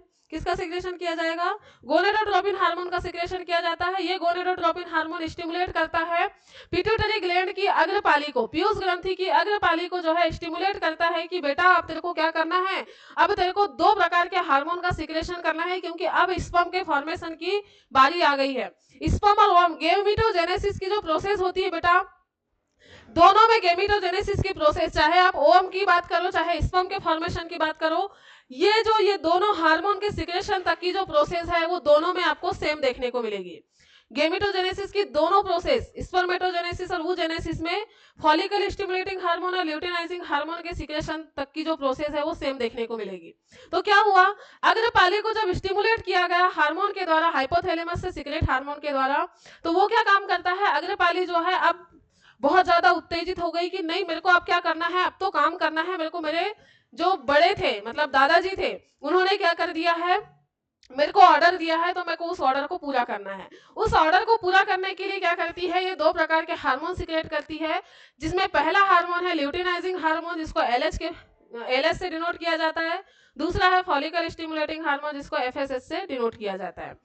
ये जो दोनों हार्मोन है बेटा, ये दोनों हार्मोन अब कहाँ जाएंगे, आपके मेल रिप्रोडक्टिव ऑर्गन तक इंटर करते हैं। जब मेल रिप्रोडक्टिव ऑर्गन, जैसे जिसको बोला जाता है टेस्टिस पर वर्क करेंगे। अब टेस्टिस पर वर्क कैसे करेंगे, टेस्टिस में हमने देखा 3 प्रकार की सेल हैं, आपके सेमनीफेरस ट्यूब्यूल के अंदर 2 और इंटरस्टिशियल स्पेस में 1। तो अब क्या करेगी, सबसे पहले तो उसको कौन मिलेगा, जब यहां से ये दोनों निकलते हैं, ये दोनों हार्मोन आपके ब्रेन की पिट्यूटरी ग्लैंड से निकलते हैं और एब्डोमिनल कैविटी तक पहुंचना है उनको। तो पहुंचेंगे तो सबसे पहले मेरे को बताओ, उस टेस्टिस में जाएंगे तो सबसे पहले क्या मिलेगा, सेमनीफेरस ट्यूब्यूल के बाहर क्या मिलेगा उसको, इंटरस्टिशियल स्पेस, जिसके अंदर क्या है, लीडिंग सेल है। तो सबसे पहले जब ये जाएगा तो सबसे पहले ल्यूटिनाइजिंग हार्मोन का काम स्टार्ट हो जाएगा। तो फॉलिकल स्टिमुलेटिंग हार्मोन बेचारा क्या करूं मैं, क्या करूं मैं, क्या करूं मैं, यही सोच रहा है। ल्यूटिनाइजिंग हार्मोन तो बहुत ज्यादा एक्साइटेड हो रहा है कि नहीं यार, मेरे को तो काम मिल गया, अब मेरे को ऑर्डर करना है पूरा। किसने, जो मेरे को मेरे पापा ने दिया है, वो ऑर्डर को क्या करना है, पूरा करना है। और मैं जल्दी पूरा करूंगा तो मेरे को अच्छा बोलेंगे मेरे पापा, सीधी सी बात है। तो ये जल्दी जल्दी से काम अपना स्टार्ट कर देता है, लीडिंग सेल को स्टिमुलेट करने लगता है कि बेटा अब तेरे को क्या करना है, मेरे पापा ने मेरे को ऑर्डर दिया, मैं तेरे को बता रहा हूं कि तेरे को अब क्या करना है, एंड्रोजन हार्मोन का सिक्रेशन करना है। जब एंड्रोजन हार्मोन के सिक्रेशन के लिए प्रेरित करेगा कौन, ल्यूटिनाइजिंग हार्मोन लीडिंग सेल को, तो एंड्रोजन हार्मोन सिक्रेट होगा। एंड्रोजन हार्मोन जो है अब अंदर इंटर करेगा, किसके अंदर, सेमनीफेरस ट्यूब्यूल के अंदर। ये देखा था हमने सेमनीफेरस ट्यूब्यूल, ये सेमनीफेरस ट्यूब्यूल के अंदर अब इंटर करेगा कौन, सेमनीफेरस ट्यूब्यूल के अंदर इंटर करेगा एंड्रोजन हार्मोन। सेमनीफेरस ट्यूब्यूल के अंदर एंड्रोजन हार्मोन जब इंटर करेगा तो इसको मिलेंगी कौन सी सेल, इसको मिलेंगी स्पर्मेटोगोनिया।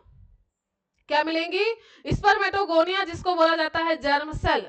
इनके ऊपर वर्क करेगा और इसको बोलेगा बेटा अब तू क्या कर, तू कर डिवीजन, क्या कर तू स्टार्ट कर दे अब डिवीजन। और डिवीजन स्टार्ट करके तेरे को क्या करना है, स्पर्म का फॉर्मेशन करना है। डिवीजन तेरे को स्टार्ट करना है, तो डिवीजन को स्टार्ट करने के लिए उसको प्रेरित कौन कर रही है, एंड्रोजन हार्मोन। अब ल्यूटिनाइजिंग हार्मोन ने तो अपना काम कर दिया, ल्यूटिनाइजिंग हार्मोन ने क्या कर दिया, अपना काम तो कर दिया। अब आता है फॉलिकल स्टिमुलेटिंग हार्मोन क्या करेगा, तो फॉलिकल स्टिमुलेटिंग हार्मोन भी अंदर घुस जाता है, किसके अंदर, सेमनीफेरस ट्यूब्यूल के अंदर। और सेमनीफेरस ट्यूब्यूल के अंदर जो सर्टोली कोशिकाएं हैं, इन सर्टोली कोशिकाओं को बोलता है कि अब तेरा काम क्या है कि जो स्पर्म बनाए गए हैं, जो स्पर्म बनाए गए हैं, उन स्पर्म को क्या कर तू न्यूट्रिएंट दे, मतलब भोजन खिला। बनाने का काम तो कर दी स्पर्मेटोगोनिया ने, लेकिन अब तू क्या कर, इसको भोजन खिला बहुत सारा, और उनको परिपक्व कर, कि परिपक्व, इतना परिपक्व कर दे कि वो क्या हो सके, वो क्या हो सके, अपने आप जो है वो किससे, टेस्टिस से बाहर निकल सके, इतना परिपक्व कर दे। तो ये परिपक्व करने का काम किसका होता है, सर्टोली कोशिकाओं का होता है। ठीक है, हार्मोनल एक्टिविटी समझ में आई बेटा, क्या हार्मोनल एक्टिविटी समझ में आई है, किस टाइप से काम कर रही है। अब हम बात करते हैं, अगर इतनी चीजें आपको समझ में आ गई हैं, ये जो चार्ट है आपको समझ में आ गया है, मतलब इजीली अब स्पर्मेटोजेनेसिस की जो प्रोसेस है वो समझ आ जाएगी। अब हम देखते हैं किसका फॉर्मेशन, स्पर्म फॉर्मेशन। किसकी बात करेंगे हम, स्पर्म फॉर्मेशन की बात करेंगे। स्पर्म फॉर्मेशन,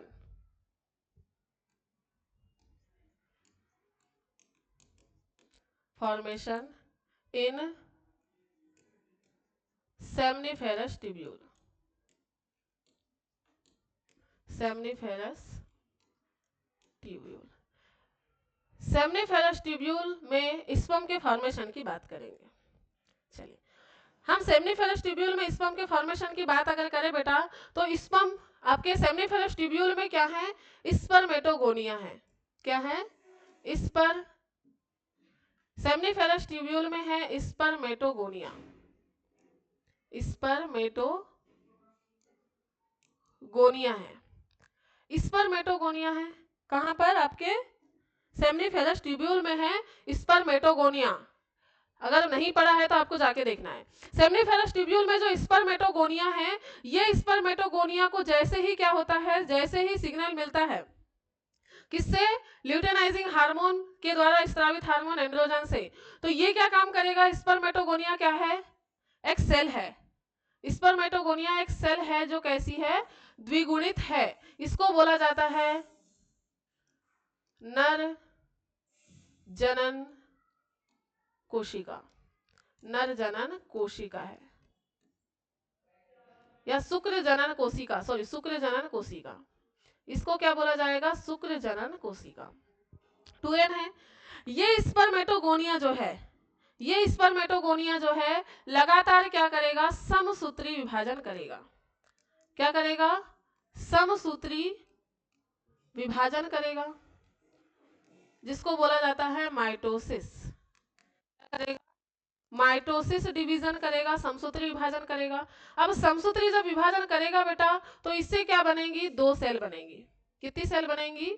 2 सेल बनेंगी, लेकिन अभी भी दोनों कैसी हैं? 2n 2n है। आपको पता होना चाहिए कि मियोसिस और माइटोसिस क्या होता है। अगर फिर भी नहीं पता है तो आप देख सकते हैं आपके YouTube में सारे सब्जेक्ट, मतलब जो सारे टॉपिक हैं आपके बायोलॉजी के, उसके वीडियो पड़े हुए हैं। आप सर्च मार सकते हैं cell division by Hemangi ma'am करके, तो आपको मिल जाएगा कि कैसे सेल डिवीजन होता है मियोसिस और माइटोसिस। ठीक है, तो ये क्या करता है बेटा? लगातार समसूत्री विभाजन होता है किसमें? स्पर्मेटोगोनिया में। जब स्पर्मेटोगोनिया में लगातार समसूत्री विभाजन होता है, लगातार जब समसूत्री विभाजन होता है, तो इससे क्या बनती है? बहुत सारी क्या बनती हैं? बहुत सारी क्या बनती हैं? स्पर्मेटोगोनिया। स्पर्मेटोगोनिया बनता है। बहुत सारी स्पर्मेटोगोनिया बनी। अब स्पर्मेटोगोनिया तो बन गई, अब आगे की क्या प्रोसेस होगी? आगे की क्या प्रोसेस होगी? अब बेटा ये जो स्पर्मेटोगोनिया है, कौन? ये जो स्पर्मेटोगोनिया है, ये स्पर्मेटोगोनिया क्या काम करेंगे? अब डिवीजन स्टार्ट करेंगे। कौन सा? मियोसिस। क्योंकि इसको सिग्नल मिल गया है किससे? किससे मिल गया है? एंड्रोजन हार्मोन से। इसको अब एंड्रोजन हार्मोन ने इसको क्या दे दिया है? क्या दे दिया है? सिग्नल दे दिया है। तो सिग्नल जब देगा तो ये क्या करेगा? मियोसिस करेगा, और मियोसिस करके क्या बनाएगा? 2 सेल का फॉर्मेशन करेगा। 2 सेल का फॉर्मेशन करेगा। ये क्या है? Meiosis first. जब मियोसिस फर्स्ट करेगा तो 2 सेल का फॉर्मेशन करेगा, और दोनों सेल यहां पर कैसी थी? डिप्लॉइड थी। कैसी सेल थी बेटा? ये डिप्लॉइड सेल थी। ये बन रही है कैसी सेल? Haploid cell. कैसी सेल बन रही है? हैप्लॉइड सेल बन रही है। और ये जो हैप्लॉइड सेल बन रही है, इसका नाम है प्राइमरी स्पर्मेटोसाइट। क्या बन रही है? Primary spermatocyte. प्राइमरी स्पर्मेटोसाइट बनती है कब? जब मियोसिस फर्स्ट कंप्लीट होता है। प्रथम अर्धसूत्री विभाजन। प्रथम अर्धसूत्री विभाजन। प्रथम अर्धसूत्री विभाजन कंप्लीट हुआ तो 2 सेल बनी। अब क्या होगा? नेक्स्ट अर्धसूत्री विभाजन होगा। अब क्या होगा? Second meiosis division. Meiosis second. जब मियोसिस सेकेंड होगा, इसके बाद में क्या होगा? मियोसिस सेकेंड होगा। मियोसिस सेकेंड होने से क्या बनेगा? मियोसिस सेकेंड होने से ये जो हर कोशिका है, एक एक कोशिका 2-2 कोशिकाएं बनाएगी, और दोनों कोशिकाएं कैसी होंगी? NN। दोनों कोशिकाएं कैसी होंगी? हैप्लॉइड होंगी। दोनों कोशिकाएं कैसी होंगी? दोनों कोशिकाएं जो 2-2 कोशिकाएं बनाई हैं, ये भी हैप्लॉइड होंगी, और इनको बोला गया secondary spermatocyte. Secondary spermatocyte. Meiosis second के बाद में क्या बना बेटा? सेकेंडरी स्पर्मेटोसाइट बन गया। फर्स्ट में क्या बना? Primary spermatocyte. सेकेंड डिवीजन हुआ तो क्या बना? सेकेंडरी स्पर्मेटोसाइट हुआ। अब इसके बाद में क्या होगा? इसके बाद में नेक्स्ट स्टेप क्या हो जाएगी? नेक्स्ट स्टेप ये हो जाएगी कि इसमें क्या हो जाएगा? ट्रांसफॉर्मेशन होगा। क्या होगा? ट्रांसफॉर्मेशन होगा। ट्रांसफॉर्मेशन होगा तो ये जो ट्रांसफॉर्मेशन हो रहा है इससे क्या होगा, इससे ये जो प्रत्येक आपकी सेकेंडरी स्पर्मेटोसाइट है, ये प्रत्येक सेकेंडरी स्पर्मेटोसाइट जो है ये किसका फॉर्मेशन करेगी, एक स्पर्म का फॉर्मेशन करेगी। किसका फॉर्मेशन करेगी, स्पर्म का फॉर्मेशन करेगी। तो ये बन गया क्या आपका स्पर्म, क्या बना, स्पर्म बन गया। क्या बन गया, स्पर्म बन गया। एक बार इसको शॉर्ट में देख लेंगे, क्या बन गया बेटा, स्पर्म बन गया। किसका फॉर्मेशन हो गया, स्पर्म का फॉर्मेशन हो गया।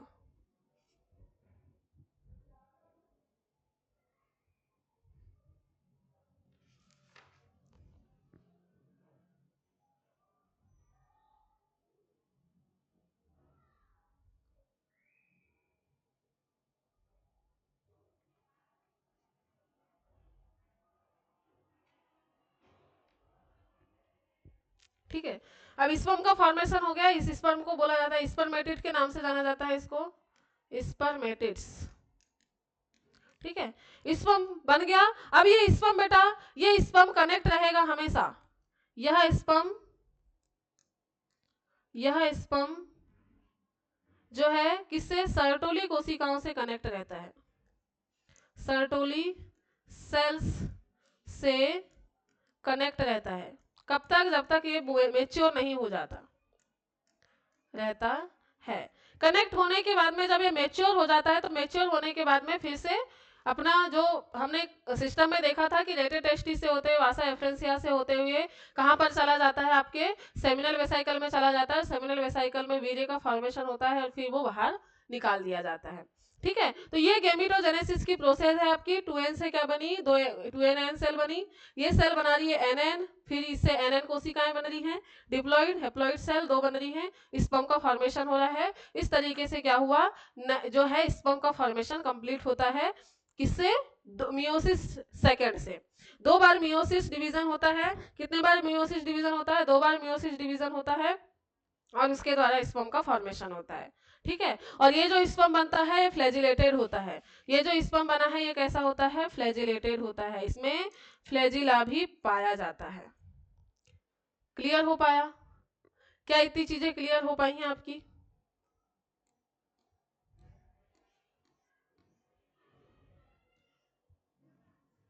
चलिए, इतनी चीजें अगर क्लियर हो पाई हैं आपकी तो अब हम बात करते हैं किसकी, स्पर्म के स्ट्रक्चर की।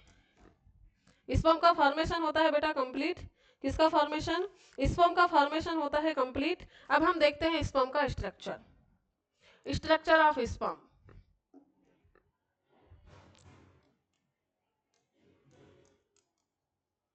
स्ट्रक्चर ऑफ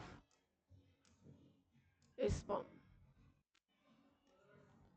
स्पर्म के स्ट्रक्चर की बात करते हैं, किस टाइप से इसका स्ट्रक्चर होता है। तो चलिए देखते हैं।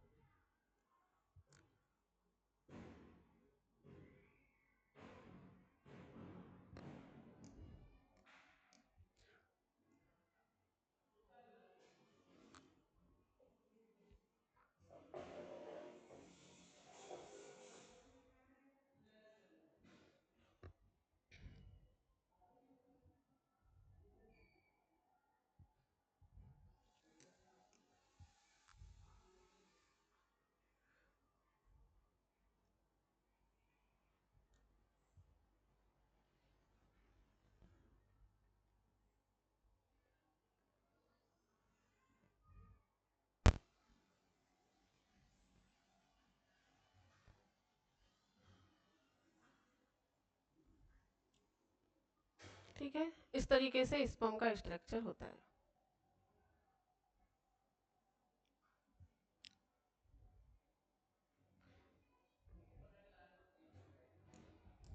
स्पर्म का स्ट्रक्चर इस तरीके से होता है बेटा। क्या क्या चीजें होती हैं स्पर्म के स्ट्रक्चर में, इसकी हम लोग बात करेंगे।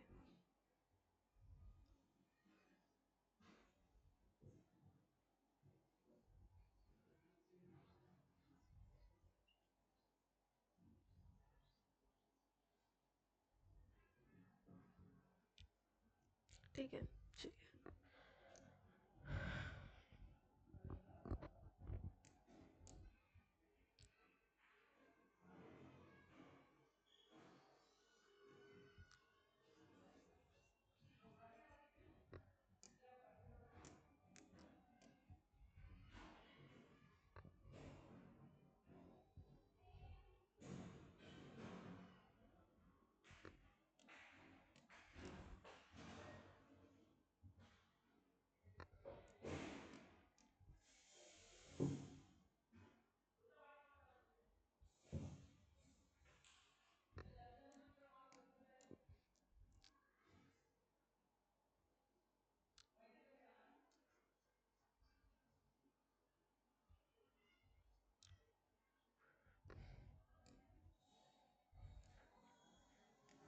क्या हुआ, लेक्चर क्यों?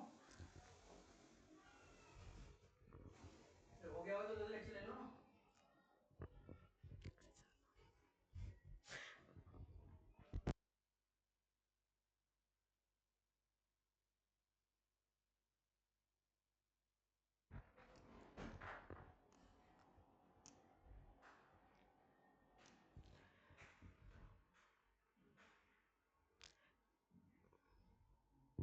ये इस तरीके से बेटा इसका स्ट्रक्चर होगा, है ना। इसके ऊपर कवरिंग है सेल मेम्ब्रेन,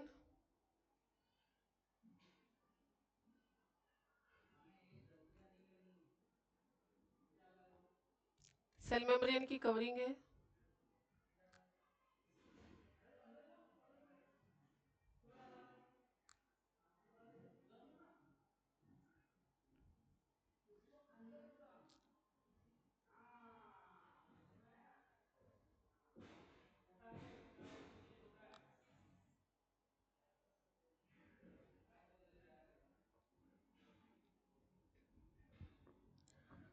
ठीक है,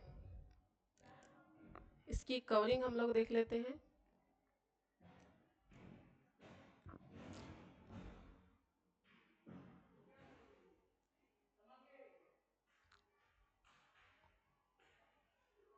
बेटा पूरी जैसे ये भी एक प्रकार की क्या है, सेल है ना।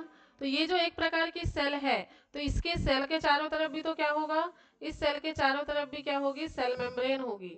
क्या होगी, सेल मेम्ब्रेन होगी। तो ये जो सेल मेम्ब्रेन है इस तरीके से आपको दिखाई दे रही है।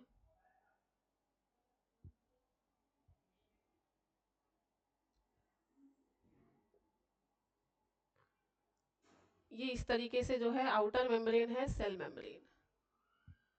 ठीक है, चलिए। और ये वाला पार्ट क्या कहला रहा है, ये वाला पार्ट जो है ये है एक्रोसोम। क्या है, एक्रोसोम। इस एक्रोसोम की अगर हम बात कर रहे हैं तो इस एक्रोसोम में एंजाइम्स होते हैं। ये क्या है, सेल का न्यूक्लियस है। क्या है, न्यूक्लियस है। बीच में आपको क्या देखने को मिलेंगे, माइटोकॉन्ड्रिया देखने को मिलेंगे। बीच में क्या देखने को मिलेंगे, माइटोकॉन्ड्रिया देखने को मिलेंगे। माइटोकॉन्ड्रिया बीच में आपको देखने को मिलेंगे।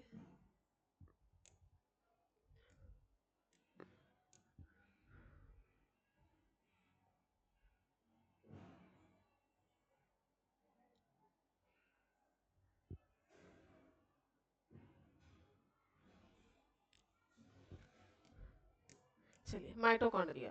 माइटोकॉन्ड्रिया कुछ इस तरीके की आपकी संरचनाएं देखने को मिलेंगी।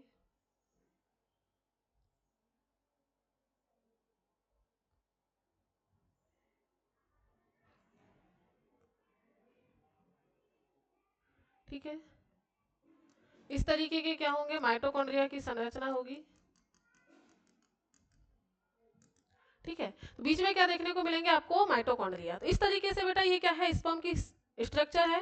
स्पर्म के स्ट्रक्चर की अगर हम बात कर रहे हैं तो स्पर्म के स्ट्रक्चर में क्या क्या है, ये वाला पार्ट जो है हेड कहलाता है, इसको बोला जाता है क्या, हेड। हेड है। ये वाला पार्ट जो है वो नेक वाला पार्ट है। क्या है, नेक है। नेक के बाद में ये जो पार्ट है इसको बोला जाता है बॉडी। क्या बोला जाता है, बॉडी। और ये वाला पार्ट है इसको बोला जाता है टेल। क्या कहा जाता है, टेल कहा जाता है। तो 4 पार्ट से मिलकर बनी होती है आपके स्पर्म की बॉडी। स्पर्म की बॉडी कितने पार्ट से मिलकर बनी हुई है? 4 पार्ट से मिलकर बनी हुई है। और ये 4 पार्ट कौन से हैं आपको याद रखना है। ठीक है, ये 4 पार्ट है। और इन 4 पार्ट के अगर हम फंक्शन की बात करें, इसके अलावा भी देख लेते हैं। ये वाले जो है इसको बोला जाता है सेल मेम्ब्रेन। क्या कहा जाता है? सेल मेम्ब्रेन कहा जाता है। ये है सेल मेम्ब्रेन। सेल मेम्ब्रेन के बाद में आपको ये वाला जो पार्ट है इसको बोला जाता है क्या? एक्रोसोम। क्या कहा जाएगा? एक्रोसोम कहा जाएगा। एक्रोसोम के बाद में है ये माइटोकॉन्ड्रिया। माइटोकॉन्ड्रिया, यहां पर क्या देखने को मिलेगा आपको? माइटोकॉन्ड्रिया देखने को मिलेगा।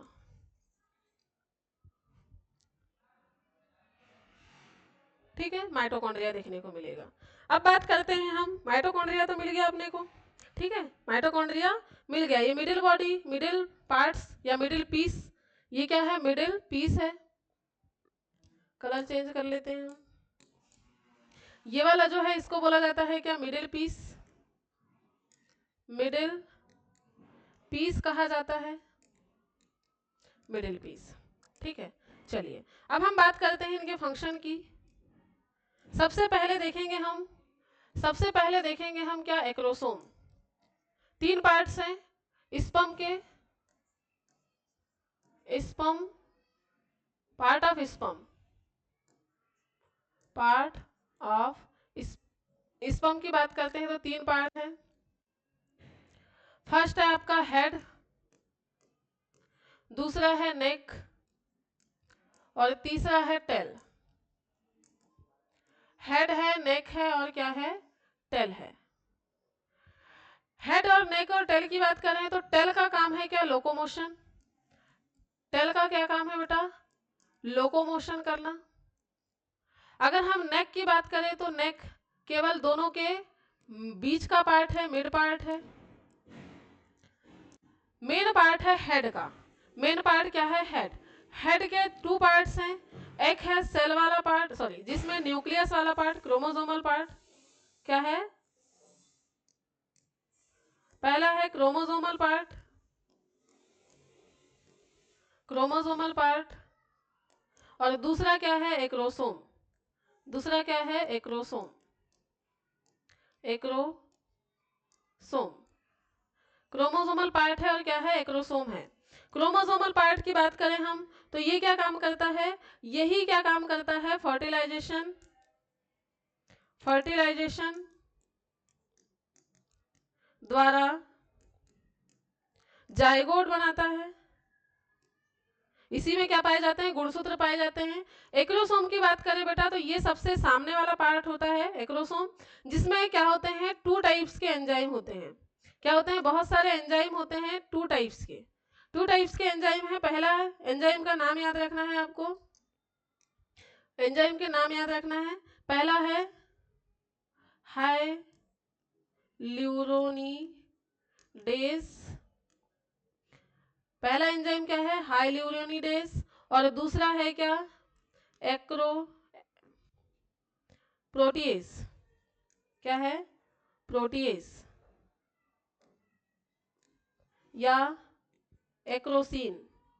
क्या बोला जाएगा? एक्रोसीन। ये दोनों एंजाइम जो है बेटा ये एग की मेम्ब्रेन को, एग के पेनिट्रेशन में हेल्प करते हैं। पेनिट्रेशन में हेल्प करते हैं, हेल्प करते हैं, ये याद रखना है। ठीक है, मिड बॉडी में जो माइटोकॉन्ड्रिया है, ये माइटोकॉन्ड्रिया क्या काम करता है? एनर्जी क्रिएट करता है। कब? जब क्या होता है आपके, जब तक सेमिनिफेरस ट्यूब्यूल में है स्पर्म तब तक तो उसको सर्टोली कोशिकाएं फूट दे रही है, लेकिन जब आगे बढ़ेगा वो फीमेल बॉडी तक, उसको सर्वाइव करना है वहां तक, तो सर्वाइव करने के लिए इसके पास में बहुत सारे माइटोकॉन्ड्रिया होते हैं जो फ्रक्टोज को जो है, फ्रक्टोज को क्या करते हैं? फ्रक्टोज को क्या करने का काम करते हैं? हमने सीमन देखा था। सीमन में हमने देखा था कि सेमिनल वेसाइकल के द्वारा फ्रक्टोज डाला जाता है, तो उस फ्रक्टोज से एनर्जी प्रोड्यूस करने का काम करते हैं माइटोकॉन्ड्रिया। क्या करते हैं? माइटोकॉन्ड्रिया करते हैं। तो स्पर्म का स्ट्रक्चर आपको क्लियर हो गया होगा। ठीक है, तो स्पर्म का स्ट्रक्चर आपको क्लियर हो गया होगा, कुछ इस तरीके का स्ट्रक्चर होता है किसका बेटा, स्पर्म का स्ट्रक्चर होता है। ठीक है, तो आज हमने जो चीजें कंप्लीट की है, स्पर्म के स्ट्रक्चर से लेकर के स्पर्म के फॉर्मेशन तक की जो प्रोसेस है, स्पर्म के स्ट्रक्चर से लेकर स्पर्म के फॉर्मेशन तक की प्रोसेस और मादा जनन जो तंत्र था वो भी हमने आज कंप्लीट कर लिया है। ठीक है, आपको क्या करना है, बार बार रिवाइज करना है। जब तक आप रिवाइज करोगे नहीं और बुक से पढ़ोगे नहीं तब तक आपका जो है सिलेबस, आपके जो टॉपिक है वो क्लियर होंगे नहीं। ठीक है, चलिए मिलते हैं हम लोग नेक्स्ट लेक्चर में फीमेल गेमेटोजेनेसिस के साथ, मतलब कि ऊजेनेसिस के साथ में ऊजेनेसिस पढ़ेंगे और आगे की जो प्रोसेस है उसके बारे में हम लोग पढ़ने वाले हैं। ठीक है, स्टेप बाय स्टेप हम लोग चलते हुए चल रहे हैं, तो आपको स्टेप बाय स्टेप नोट्स बनाते हुए चलना है। ठीक है बेटा, और ज़्यादा से ज़्यादा वीडियो को शेयर भी करना है जिससे कि लोगों तक पहुंच सके और हमको भी क्या हो, हमको भी कुछ उसका प्रॉफिट मिल सके ना। प्रॉफिट बोले तो लोग ज़्यादा से ज़्यादा देखेंगे तो उससे अच्छी चीज़ हमारे लिए कुछ नहीं होगी। ठीक है, तो आपको क्या करना है, ज़्यादा से ज़्यादा लोगों तक पहुंचाना है, लाइक कमेंट और शेयर करना है। ठीक है, चलिए मिलते हैं हम लोग नेक्स्ट लेक्चर में। Bye bye, take care, have a nice day.